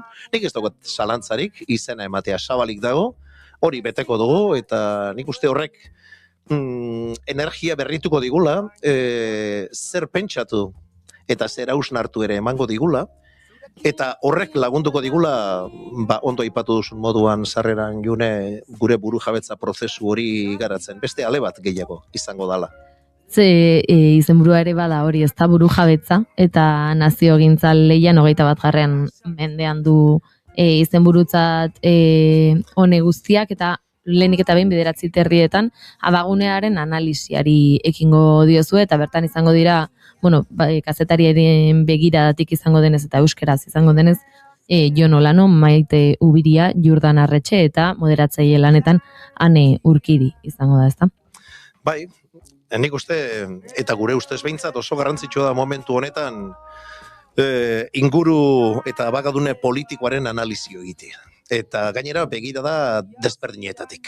Bueno, begiratu dezagun ze gertatzen ari da munduan, Superbola gertatu da, hainbat elementu mugitzen ari dira munduan, eta gainera momentua izango dela nik uste naziogintza eta estatugintza zer nolako balio eta baloreetan oinarritzen eta zer nolako diskurtsuak eraikitzen ari diran, ezta? Esentziatik nola diskurtsu batzuk eraikitzen ari diren, eta ostera nik uste gurea gehiago doala inklusiotik eta ez bazterkeritik. 9 herrietatik 10 herriak bitarte hori izango dugu, eta 10 herrietan naziogintza herrigintzaren bidetik atalari edo ekingo diozue, eta hau gaztelaniaz izango da, elkarrizketatzailea Zelain Nikolas izango bada ere, Omnium Kulturaleko lehendakaria den Xabier Antik izango baituzu zuekin.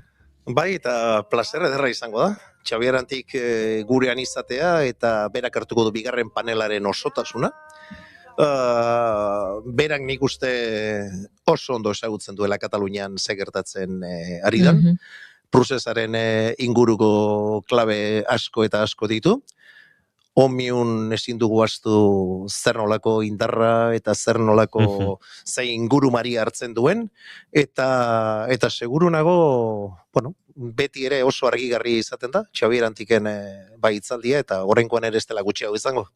Eta honen ondoren, bueno, atxeden alditxo bat izango da, eta 11 herrietan nazioaren estatuaren itzulera izena duen atalari ekingo diozue, azken atala izango da, hontan nazio espainiarraren itzuleraren inguruan Vincent Flor izango da, nazio frantsesaren itzuleraren inguruan Michel Caen, eta Euskal Herriaren naziogintza 21. mendearen inguruan Nagore Calvo eta Malen Dominguez izango dira, eta moderatzaile lanetan Pilikaltza da izango dugu, atal benetan mamitsua izango dena, eta ordu bat arte iraungo duena.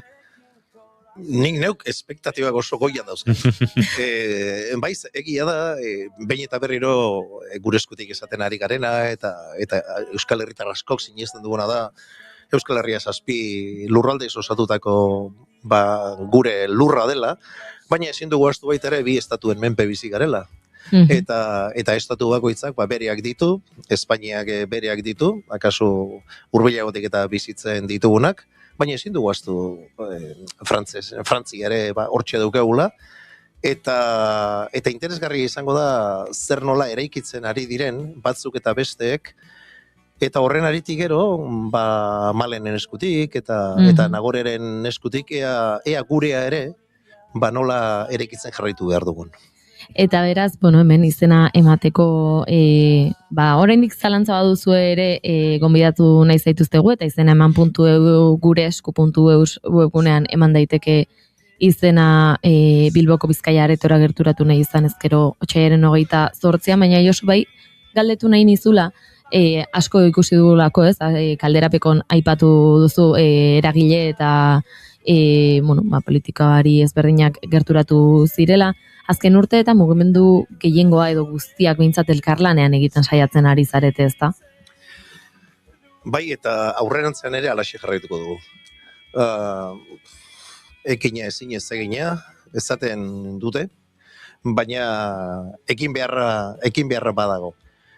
Eta gainera nik uste gure eskuren egiteko modua hortxe oinarritzen dela, batzuekin eta besteekin nik uste gaur egun 13 urte eta gero gure eskuk ere sinesgarritasun bat euskal gizartean lortu duela, eta badugula gaitasun hori momentu konkretu batzuetan eta tokatzen denean batzuk eta bestek guregana biltzeko. Jarraituko dugu lan hortan pedagogia handia egin behar dela iruditzen zaigu, ez bakarrik herritarrokein, ez bakarrik norbere buruarekin, baita ere eragileekin, eta alderdi politikoekin, eta esan ari gara bakoitza bereari begiratzen diola, baina denona den horri begiratuko bagenio ere hori asko eskertuko genukela herritarrok, ezta? Eta horregatik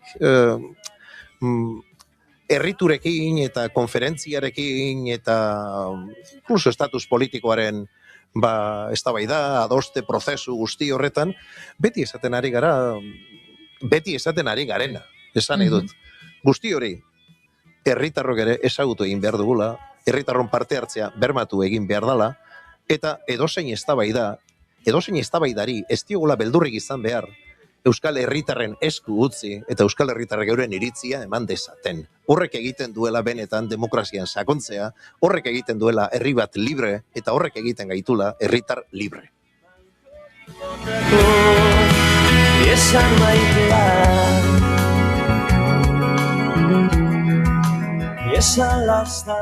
Bukatzaldera Josu, bai, nik uste dut azken honetan bai nahiko argi gelditu dela, ez? Gure eskuren, eta argi daukagula gure eskuren ibilbidea eta iritziak zeintzuk diren, baina, azken aldian asko entzuten ari gara estatus berriaren inguruan, zein da ez dure, eta batez ere gure eskuren iritzia honen bueltan. Kasi da errepikatzea justu esan dizudana, eta da nik uste Euskal Herritarrok desiatzen ari garela, denpora joan badoalako zerbaiten berri jakitea, ulertuta bakoitzak bere denporak dituela, behar dituela, adostasunetara iristeko, eta oinarrizko adostasun indartsu bat, eraldatzaile bat, lortuko balitz, oso interesgarria izango litzateke. Zarri askotan gainera planteamentuak egiten dira Espainian zer gertatu edo zer ez gertatu. Eta Espainiako denborek markatu behar ote duten gure denporak edo ez. Hombre, denpora horiek batera baletoz, oso ondo. Baina nik uste gurean dagoela, gurean ditugula egin beharreko lan guzti horiek egin beharra. Eskertuko genuke albait lasterren zerbaiten berri jakingo bagenu, ze bestela dakiguna da, edabideetatik zuek zabaltzen duzuena, nazio aitortzarena, eta gure eskuk esan dezakeena inguru horretan da herri bat garela, herritarron garaia dela, eta erabaki nahi dugula. Beraz, erabakitzeko eskubidea, hor nonbait, erabatera edo bestera estatus berri horretan agertu beharko litzatekela. Eta lehen esan dudana, ez diezaiogun beldurrik izan, hor agertzen den horri Euskal Herritarren esku utzi eta Euskal Herritarrek ere euren parte hartzea eta euren ahotsa eta hitza eman dezaten. Mi esker Josun, nik uste dut nahiko garbi gelditu direla bai herritu eta baita konferentziaren inguruko jakin beharreko guztiak, eta edonor, zalantzarik badu jarri daitela sare sozialetatik edo webgunetik bera kontaktuan, ez da, eskerrik asko. Bai, nik bukatzeko esango nuke eltze baten sortuko den janari bikain horri, bai bide emateko sugar hoiek martxan jarri behar diala, eta beti egon behar dirala hor sustar hoiek. Eta gure esku urte luzeetan hortan ari dala. Batzuetan simbolikoago, beste batzuetan isilago, baina etengabe lanean. Beraz, gurekin bat egiten duzuen guztioi eskerrik asko, tripontziarekin lanketa zabala egin duzuen hoi eskerrik asko, eta jakin ezazue gure esku, behintzat gure ustez, badela tresna garrantzitsu bat, topaleku bat bihurtu dezagun Euskal Herritartasuna adierazteko eta Euskal Herriak aurrera egin dezan. Eskerrik asko zuei. Eskerrik asko Josu eta eskerrik asko gure esku dagon eta haren inguruan lanean diharduzuen guztioi. Goizeko 11:26 minutu segituan entzuleok, bagoaz aurrera. Eta niez, kondena amaigabea, gorrotua kudeatuko dut. Maitasunak izan dezan berak baino leku hobea, ama ez du ezagutzen ere, kuadernoaren barren aldean.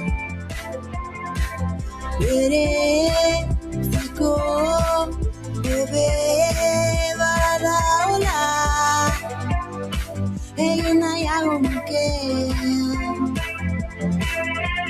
Beklasekoa izatearen konplekurik baterez, erdara traketxetan mintzatzearena ere. Galtzen dizun latuek historio behar dituzte, baino entzule honez eskas gaude.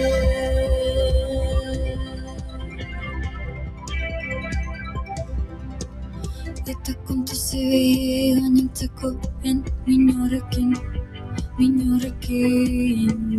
baino lehenago urtzena delako.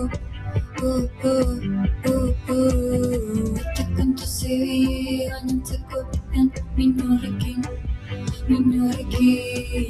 mina baino lehenago urtzena delako. Eta kontu zibi gainentzekoen minorekin, mina baino lehenago urtzena delako. Eta kontu zibi gainentzekoen minorekin, mina baino lehenago urtzena delako. Eta kontu zibi gainentzekoen minorekin, mina baino lehenago urtzena delako. Eta kontu zibi gainentzekoen minorekin, mina baino lehenago urtzena delako.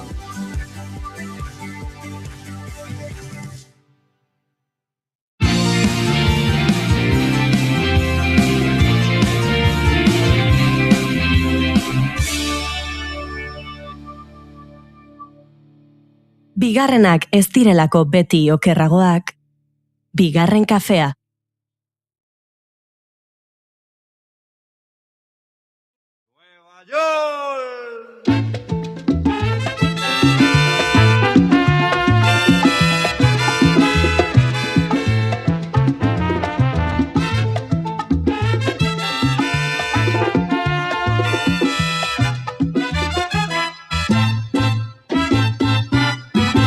Si te quieres divertir con encanto y con primor, solo tienes que vivir un verano en Nueva York. Si te quieres divertir con encanto y con primor, solo tienes que vivir un verano en Nueva York. Un ratito nada más. Ey, ey, ey. 4 de julio, Farley y Ulay. Ando con mi prima borracha Lulay. Los míos en el Bronx, saben la que hay. Con la nota en hoy, por Washington hoy. Willy Colón me dicen el malo. Ey, porque pasan los años y sigo dando palos. Vendiendo discos como cuadro Frida Kahlo. El perico es blanco, sí, sí, el tusi rosita. No te confundas, no, mejor evita. Ey, un shot de cañita en casa de Toñita. Y PR se siente cerquita, sí, sí, sí. Con el campeonato nadie me lo quita. Cerveza nuevo, number one de cerveza nuevo, ¿ok?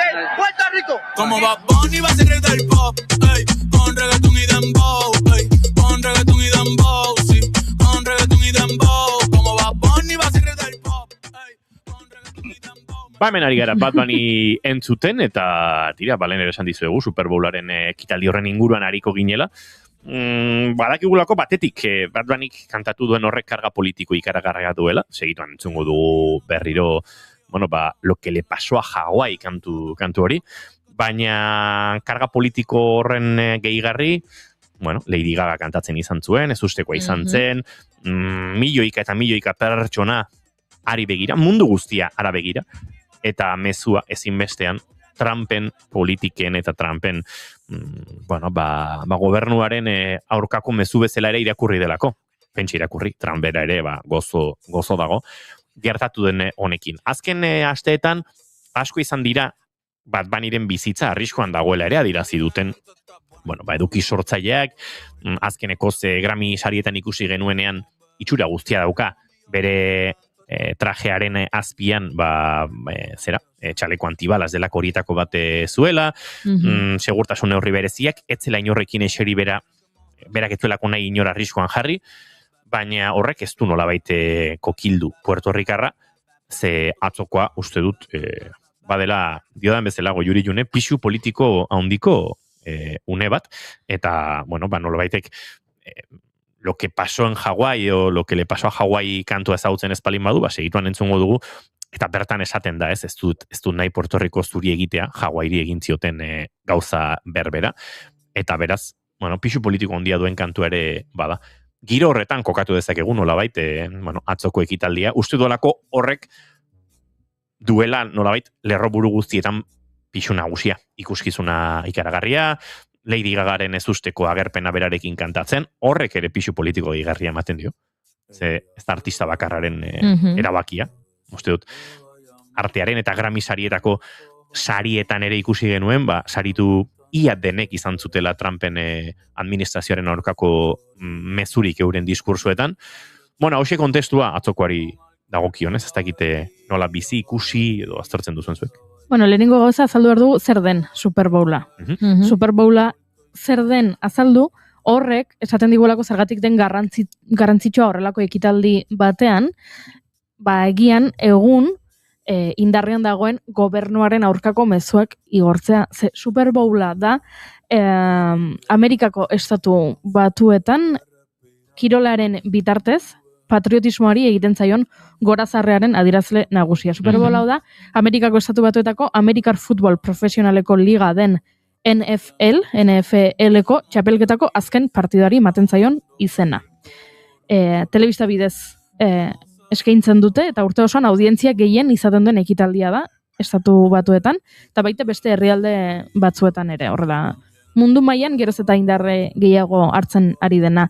Edizio honetan Seattle Seahawksak izan dira garaiak, Patriotsen aurka aritu dira, baina egia da, naiz eta askorentzat noski hori den garrantzitsuena, ezta, ze azken batean futbol partida bada, egia da beste askorentzat, eta aitortu behar dizuet, baita niretzat ere, garrantzitsuagoa bihurtu dela partidaren atsedenaldian egiten den musika ikuskizuna. Hau da, esan diezazuket azken urteetan nor aritu den emanaldi horretan, baina ez nork irabazi duen azken urteetako Super Bowla. Bai, eta uste dut, hau ez dela zuk soilik bizi duzun zerbait. Pentsa, nik kirolarekiko hurbiltasun gehiago ukita, ez dut egia esan futbol amerikarrarekin inungo interesik izan inoiz, ez dakit, jokatzen duten lautalden izena esaten, eta nik ere gehiago begiratu izan diot, horri begirare egon garelako, ez? Norke egiten den bere aktuazioa, eta emanaldi hoien estetika eta luzimenduari begirare egoten gara, eta konparazioak eta bestelakoak egiten, ez? Rankinak, zen izan diren hobeak, beraz, mundu mailan gehien jarraitzen den egun bateko momentu soil bateko kirol ekitaldia da, Olimpiar Jokoek audientzia gehiago metatzen dute, munduko txapelketak, futbol txapelketak, gizonezkoen munduko futbol txapelketak audientzia gehiago metatzen du, baina une bakarrean nolabait esateko 3 orduko emanaldian edo 5 orduko emanaldian munduan gehien ikusten emanaldia da. 250 milioi ikusle metatu ditu aurten honek.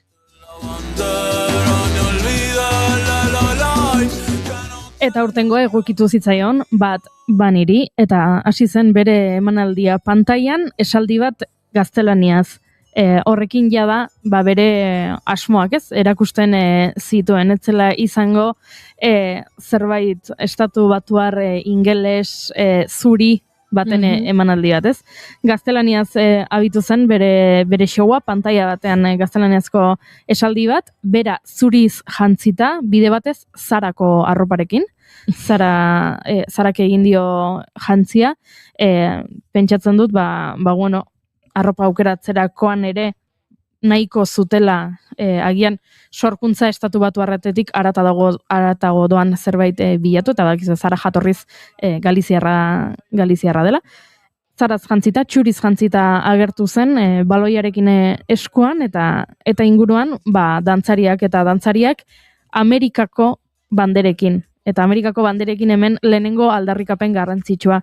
Ez Amerikako estatu batuetako banderarekin, baizik eta Kubako bandera, Kanadako bandera, Guatemalakoa, Uruguaikoa, bueno, denak. Eta mezu bat, guztiok egiten dugu Amerika. Seguri gertatzen zaigu askotan harritu egiten gaituela, nola estatu batuarrek aipatzen duten, beraiek direla Amerika. Eta guri eskolan erakutsi ziguten Amerika kontinentea dela, eta herrialde askok osatzen dutela Amerika, ez? Baina beraiek erabiltzen dute Amerika estatu batuar hitzaren sinonimo gisa, eta uste dut, ateratzeak kontinenteko bandera guztiak, bueno, naiz hasi zenbatzen eta ezagit guztiak zeuden, baina asko bai, eta esatea juntos somos Amerika, ze hori zegoen uste dut idatzita baloian horrela zeukala, bueno, hori ere, bazela mezu garrantzitsu bat. Egon da, Baniren mezu bat azken asteotan, bolo-boli dena, ez nago ziur aste hauetan esan duen, edo lehenagokoa den, baina nire ama hizkuntza ez da ingelesa, baina, bueno, ez da zer gertatzen, hau ere ez da Amerikako lehen hizkuntza. Eta hor, gerora interpretazio bikoitza sortzen da gainera. Ze, ingelesa ez da Ameriketako lehen hizkuntza, espainolak presentzia gehiago duelako Amerikako kontinente osoan ingelesak baino, askoz gehiago, baina aratago doa, Amerikak ehunka hizkuntza zituela, eta oraindik ere baditu ehunka hizkuntza, ingelesa eta espainolaren presentzia hori, baina askoz lehenago, milak orte lehenago hortzeu denak, eta hor ere badago, Puerto Rico bada etnozidioaren eszenatokietako bat. Puerto Rico ere bazituen bertako natiboak, baina hauek hil egin zituzten neurri handi batean, egi guztiari zor, gaixotasun endemikoen ondorioz, violentzia fisikoaren ondorioz baino. Bueno, kolonialismoa beti da violentzia fisiko ere, naiz eta zeharkako ondorioak izan. Beraz, testu inguru horretan mugitzen da pixka bat, estatu batuetan oraintxe, halako ikuskizun garrantzitsu bat, urteko ekitaldi garrantzitsuenetakoa izango da Superbowlaren finala, eta giro honetan ari den mugitzen. Agertu ziren Puerto Rico, Puerto Ricori egindako beste referentzia asko, ez? Lehen aipatu dugu ezkontza bat, eta esaten dutenez ez ziren aktoreak, benetako bikote bat omen zen, benetako ezkontza bat, eta Puerto Ricoko ezkontza guztietan bezala, mai gainean ume bat lo, hori ere agertu zen, baita ere adineko jendea jolasten, kartetan esango nuke kartak edo dadoekin edo horrela, ez? Kalean plazetan egoten diren bezala, beste emakume batzuk azkazaletako diseinuak egiten, azukrekainak, denda, etxea, la kasita, bere Bat Baniren biran ezaguna egin den eraikuntza hori, baina uste dut nabarmentzeko une bat, asko egon ziren, baina uneetako bat, eta gaurko egoerari buruz horla bete-betean ziztada egiten diona da, Bat Banik Grammy bat ume txiki bati eman zion une ura agertu zen ume bat, izan zitekeena Bat Bunny txikitan, baina izan zitekeena baita ere Liam Conejo. Minneapolisen aizikok agenteek atxilotutako, bost urteko ume hori ez, eta agertzen da Bat Bunny, eta ematen dio Grammy saria. Duela astebete irabazi zuen Grammy sarietako bat, ematen dio umeari, eta hori bada mezu oso garrantzitsu bat, eta bada oso mezu sutila, esateko, ez dagoela ados ez, gertatutakoarekin, eta hemen aipatu behar dut baita ere, mugak ere badituztela artistek antolatzen dutenean beraien emanaldi hau. Hau da, ziurrenik Bat Bunnyri ez diote utzi Superbowlen, Eyes Out jartzen duen bandera erraldoi bat ateratzen, edo Minneapoliseko poliziaren aurkako mezu zuzen bat egiten, baino ume hau ekarri du, eman dio Grammy bat, eta horrekin asko egin du. Berdina gertatu zen 2020an Shakira eta Jennifer Lopez aritu ziren elkarrekin Superbowleko atxeden aldian. Eta Jennifer Lopezek atera nahi zituen ume latinoak kaioletan sartuta. Ze hori zen urte hartan gertatzen ari zena, eta albistetan irakurtzen ari ginen, ez da, Trumpek umeak, migranten umeak kaioletan sartuta zituela eta txilotuta zituela. Eta orduan Jennifer Lopezek nahi zuen hori iradikatu Superbowlen, eta ez zioten utzi, eta gero dokumentalean kontatu zen. Eta orduan eraiki zituzten nolabaiteko argiz egindako kaiolatxo batzuk bezala, eta antxe jarri zuen abes batza bat Jennifer Lopezek. eta izan zen modu bat esateko, bida, ez da ainagerikoa hemen, ez dut ziega bat eraiki, baina umetxo hauek badaude bakoitza bere struktura batean, eta honek esan nahi du, ez? Antxe Trumpek atxilotuta migrazio zentroetan dituen umeen simbologia egin nahi izan dut, ez? Eta pixkat giro hortatik jarraitu du Bad Bunnyk, baina hori nabarmendu nahi nuen, ziurrenik mugak ere izan dituela, guztiz Trumpen aurkako erabakiei buruzko mezuak ezin izango zituen Bad Bunnyk igorri berak nahi izan duen bezala, baina bueno, denetarik agertu zen, baita ere pertsona famatu gehiago, ze Lady Gaga ipatu dugu. Lady Gaga agertuko zen batetik badelako Bad Bunnyren laguna, bestetik badelako New Yorkeko alkatearen laguna. Eta New Yorken jaio eta zitakoa, eta oso New Yorkeko bizitzaren aldarrikapena egin duen pertsona bat, New Yorkeko auzoetan jaiotakoa, eta Bad Bunnyren atzoko erakusketa bazen izan zen pixka bat Puerto Rico, baina izan zen pixka bat Nueva York baita ere, eta denda hori izan ziteken Puerto Ricokoa, baina baita Nueva Yorkeko bodega bat, adibidez. Eta horrez gain Ricky Martin dela Puerto Ricoko abeslari azken 10 markadetan, Bad Bunny iritsi baino lehen, agian nazioartean ospe gehiena izan duen abeslaria ez, eta uste dut Puerto Ricoko omenaldi gisa ere, Ricky Martin ekartzea, lanketa ederra dela ez, hau da. Eta kasitan ere bazteudela, beste aktore ezberdinak ere ikusi izan genituen, ez? Bai, hori da, apostu etxeetan, askok esaten zuten Cardi Bik abestu egingo zuela. Ze Cardi Bik badauka Bad Bunnyrekin abesti bat, I like it like that, hori. Eta ordan jendeak uste zuen, Cardi Bik abestu egingo zuela Super Bowlen, baina ez zuen abestu, baina antxe zegoen, lakasitan zegoen, eta antxe zegoen Pedro Pascal, antxe zegoen Jessica Alba, antxe zegoen Alix Earle, eta bueno, Karol G uste dut ere antxe zegoela. Bueno, batu zituen, hainbat lagun antxe eszenatokian, eta sekulako festa egin zuen, eta azkenean, mezu batez, uste dut, Super Bowleko aurtengo irudia izango dela pantaila erraldoi bat, eta pantailan The only thing more powerful than hate is love. Gorrotoa baino indartsuagoa den gauza bakarra maitasuna da. Eta uste dut mezu horrekin asko esan nahi izan duela Bad Bunnyk eta Bad Bunnyren taldeak, eta oso interesgarria izan zela nire ustez atzoko emanaldia, ez soilik musikalki eta ikuskizun aldetik divertigarria izan zelako ikusteko, eta baita Bad Bunnyren ibilbideko abestiak berreskuratzeko, ez? David Irarmas fotos berria da eta asko entzun dugu, baina beste batzuk ere abestu zituen, ez? Titi me pregunto, aspaldikoa da, eta horrekin ere gozatzeko aukera izan genuen. Tratan de medir fuerza y no pueden ni en pareja. Calle sol, calle luna, estrella en la noche oscura. Yo no canto reggae, pero sí cultura de Borinquen, PR, archipiélago perfecto. En el mundo entero ya conocen mi dialecto, mi jerga. A mí me importa un bicho lo que a ti te vale verga. Hementxe atzoko Super Bowleko finalaren Bad Bunnyren agerraldi esango dugu, musikal eta musikatik aratagotoan horren laburpena. Eneko Iturbere gurekin daukagu, Eneko, egunon? Egunon, bai.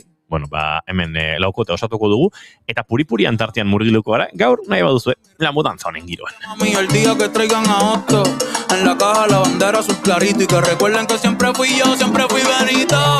Métele más que yo, tú eres loco. Cabrón, tú eres loco. Lo que tú digas, me importa poco, a mí me quieren como a ti, y soy serio como Coto. Lugia, cabrón, yo soy legendario. La meto con cojones y con ovario. Millonario sin dejar de ser del barrio, pa' que sepa.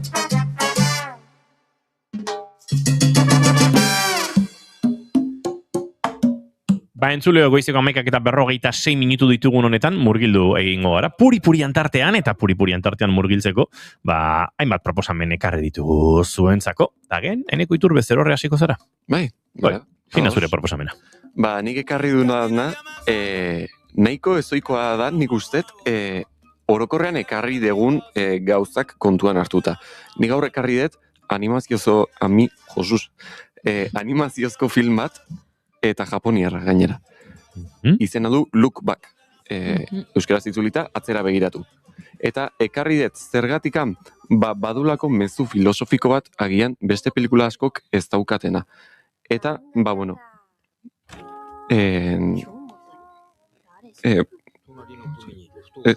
bai, zena ez dueneko, entzungo dugu trailerra da izango du. Ez dakit. Baina, almazu trailerra jarri. 漫画の天才です。私、もっと絵上手くなるね。藤野ちゃんみたいに。京本も私の背中見て成長するんだな。あんたいつまで漫画描いてんの？そろそろ絵描くの卒業した方がいいよ。何してんだ私。Bueno, hauxe lehenengo proposamen honen giroa eneko, konta iguzu animaziozko lan honen inguruan zerbait gehiago. Bale, historia honek bi nesken historia kontatzen du. Neska horiek dira Fujino eta Kiyomoto. Eta, bueno, gauza da, Fujinok bere eskolarako tira komikoak egiten ditu. Eta gustatzen zaio nola bere klasekidek esaten dieten. Jo, ze ondo marrazen duzun, ze historia politiak egiten dituzun. Baina batean, neska bat ere hasten da tira komikoak egiten eskolako aldizkari horretan. Kiyomoto izena duena. Eta neska hori agorofobia du. Zer da agorofobia? Espazio publikoetan egotearen fobia. Beraz, ez da ikastolara joten, ez da eskolara joaten. Eta etxetikan ikasten du. Eta etxetikan marrazten ditu baita tira komiko horiek. Eta orduan ze gertatzen da, batean, Fujin hori esaten diete, egia esan zure marrazkiek beste ikaskide honekin alderatuta ez dira hainonak. Eta orduan, Fujinok hor dauka barrenean amorru bat edo, esango dugu, amorrua bai, esaten duena, nire historiak eta nire marrazkiak hobeagoak izaten saiatuko naiz, beste neska honi irabazteko. Eta orduan obsesionatzen da, komikiak egiten, eta eskolako tira komikoak egiten, eta irizen da, egun, garai bat iristen da, non konturatzen den ez dala etxetik ateratzen, ez dula sozializatzen gainentzekoekin, eta beraz, orduan, erabaki bat hartzen du eta esaten du bira. Nire komikiak, ez dute zertan munduko oberenak izan behar, eta lagunei dedikatuko diet, orain, hemendik aurrerako denbora gehiengoa. Eta iristen da egun bat, non bere irakasleak esaten dion, ja eskola bukatu duzue, eta zuri, Fujin hori esaten dio irakasleak, zuk eman behar diozu tituloa Kiyomotori. Eta orduan, hor lehenengo aldiz ezagutzen dira bi neskak, eta beraien artean erlazio bat sortzen da, laguntasun erlazio bat, eta hortik aurrera oinarritzen da historia guztia. Eta zergatik ekarri dut, nik uste erlazio hau badala baita gauza guztietan gertatzen den bezala, edo bizitzan gertatzen den bezala, galerak, erruak, bestek zer esango duten, baiezkoa jasotzea, eta horrelako galderak sorrarazten dituela harreman honek. Eta niri hori gustatu zait, eta baita bukaeran egiten den galdera bat, zergatik egiten duguna. Kasu honetan, zergatik egiten ditugu gubiok komikiak, eta batzuetan agian ez zaigunean gustatzen ere.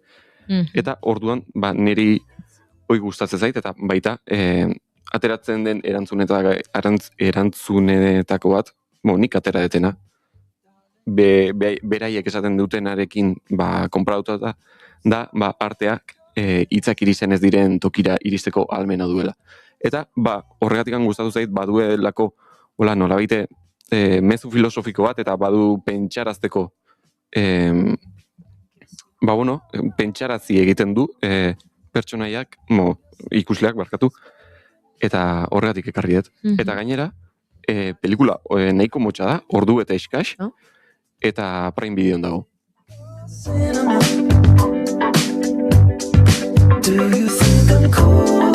Hortxe gorko lehen proposamena, Prime Videon ikusgai duzuen Look Back ordubete inguruko pelikula, animazioa, azalpen guztiak ere eman dizkizue nekok, eta uste dut oso proposamen atsegin izan daitekela bai.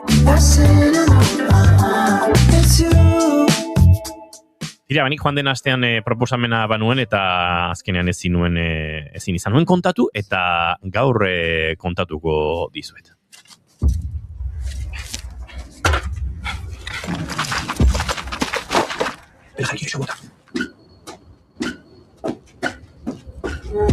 آدم رو جلوش همین نیست ولی مامور اطلاعاتی ادوان پا قشنگه یادت اومد؟ خودت من تو که پیزا نخورد شما ببین خودش یا نه Ba, entzuten ari garen hau un simple accidente, pelikula da.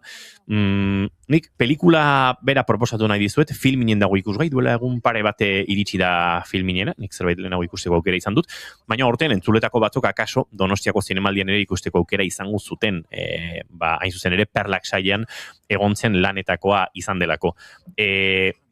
Baina pelikulatik haratako zuzendariaz beraz hitz egin nahi dizuet, Jafar Panajitaz, iraniar zinemagilea da.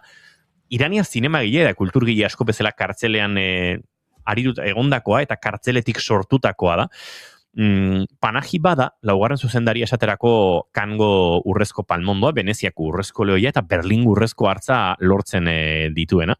Beraz, maila handiko zinemagile batetaz ari gara, akaso pixka bat gurean hain ezaguna ez dana, Abbas Kiarostamirekin lan egindakoa da, bere lehenengo lanak arekin egin zituen, zuzendari laguntzaile bezala, eta gero ja, pixkanaka bere bakarkako ibilbideari ekin dion zinemagilea da. Beti ere Irango erregimenaren aurka borrokan egon dena, bereziki 2000 urtean Daiere, zirkuloa edo bezala izultzen den pelikularekin arrakasta handia lortu zuen, hor dagoeneko nazioarteko zinema jaialdietan sariak lortu zituen, eta pelikula horretan emakumeek Irango erregimenaren pean bizi duten egoera edo salatzen zuen, eta hori izan zen bera kartzeleratzeko bigarren arrazoia. Eta kartzela bera baliatzen du, eta kartzelan bizitako egoera hori pelikula osatzeko. Istripu bat soilik, edo A Simple Accident, ekoizpen iraniarretik aratago doana, Frantzia eta Luxemburgorekin ere ekoizpenean dagoena, eta kontatzen du, kartzelan egondako pertsona batek ausaz nola topatzen duen bere borreroa. Kartzelan bere borrero izan zena. Eta hor inguruan sortzen da, pelikula bortitza, baina oso lan interesgarria. Nolabait, Panaji bada, Irango zinearen olatu berriaren katebegi modernoetako bat, aipatu du Kiarostami, Bagmango badiren inguruenik askotan hitz egin dut hemen, haren pelikulak oso gustoko ditu dalako, Foruk Farrokhzade akaso poetikatik edo poesiatik entzun dugu gehiago, gogoan dut Igor Estankonak haren poema euskeratu bat, Miren Agur Meabek euskeratutako poeman murgildu gintuela, Irango, ez dakit, emakume artista sortzaile garrantzitsuenetako batean, Farrokhzade oso gazte hil zen, bizpairu pieza utzi zituen, ikusentzunezkoan, baina bazen dagoeneko pixkat Iranen sortzen ari zan Nouvelle Vague eta neorealismo italiarraren joera horietako lehenengo adierazle horietako bat, eta gerora beste bat izen iritsi ziren, nolabait esateko Panaji bada gaur egungo olatu horren adierazle horietako bat. Bere pelikulak nik denak ez ditut ikusi, baina bere bi aurreko lan bai, eta oso zine pertsonala egiten dute, zine iraniarraren zantzu horiek ere hor badago zerbait euren zine egiteko moduan edo nortasun propio batean, norbait Nouvelle Vague iraniar horretan, eta pelikula hau benetan oso pelikula interesgarria da, oso ondo filmatutako, oso ondo zuzendutako pelikula, eta badituenak diodan bezala, pixkat generoaren edo Irango zinearen ezaugarri batzuk. Askoz gehiago zu kontatuko, ze spoileatzeko oso pelikula erreza litzateke, baina esan da bezala, It Was Just an Accident, filminen duzue ikusgai, dagoeneko Donostiako zinemalditik eta beste inbate nazioarteko zinemetatik igaro ostean, eta benetan, kultuzko zinemaren nolaiteko proposamena litzateke. Eta entzuleok, goizeko 12etarako 4 minutu besterik ez ditugunean, Goiuri, June, uste dut Junek pasatzen da egin nahi duela. Zer horrek kontatuko diguzu edo denbora gutxi da, Goiuri? Azkar batean Ez, beste proposamen bat egingo dut. Ados? Proposatu nahi nizuen Wuthering Heights, otsailaren 13an estrenatuko dena, baina nahiago dut denbora hartu eta goxo aritu Jacob Elordi eta Margot Robbieren azken pelikula honen inguruan, beraz, gaur beste proposamen bat egingo dizuet. Aritu gara bat niren inguruan, esan nahi dizuet, YouTubeen ikusgarri dituzuela, noski ordain ezerpatu gabe, 1983tik aurtengo 2026 arteko Super Bowleko atxenaldiko emanaldi guztiak.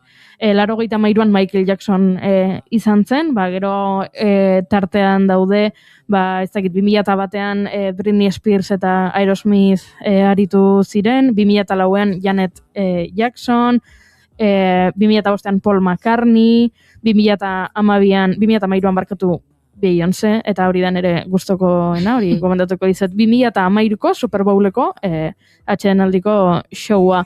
Baina, ondira gehiago baita ere ez, lehen aipatu dut Shakira eta Jennifer Lopezena, Rihanarena duela pare bat urte, pasaden urteko Kendrick Lamarrena, denak daude hortxe ikusteko moduan, eta proposatu nahi dizuet, jartzeko, eta denek irauten dute 13 minutu inguru. Beraz, horrela, kontzertu txiki bat ikusteko moduan, horixe nire proposamena. Gainera ikus dezakezue, nola aldatu diren baita ikuskizunak 83tik ona, gorain zeri ematen zaion garrantzia, eta lehen zeri, eta baita ere gauza bat oso bitxiak gertatzen dena, ze nola Super Bowla urtero ordu berean ustet izaten dela, baino estatu batuetan badagoen, ordu aldaketa ugari daude ez, dependen non egiten den, gau ez da, edo egun ez da oraindik, eta ordan oso bitxia da ikustea nola, emanaldi hauetako batzuk gau ez diren, eta beste batzuk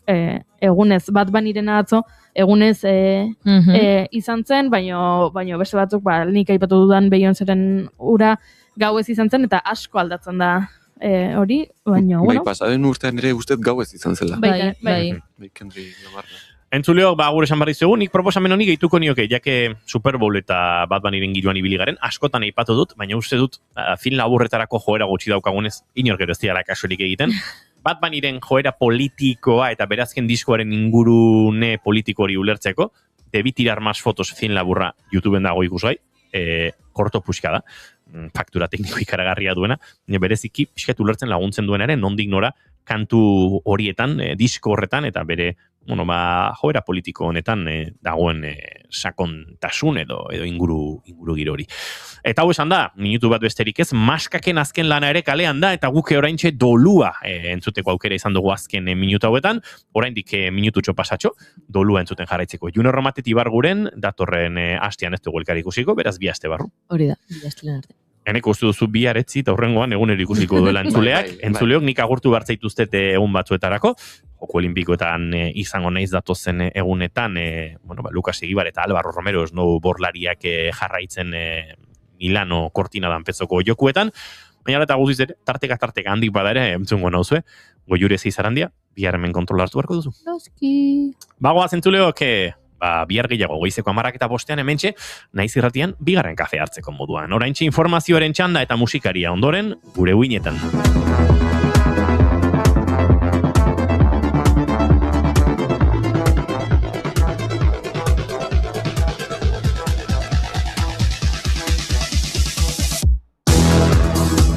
Berriz bizi izan balitu Montzen nari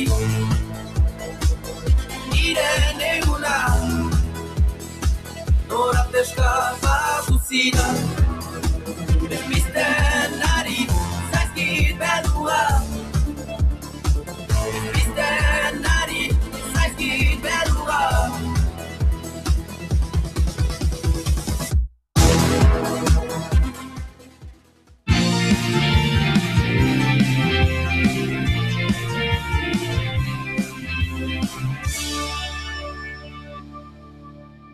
Keep calm and bigarren kafea.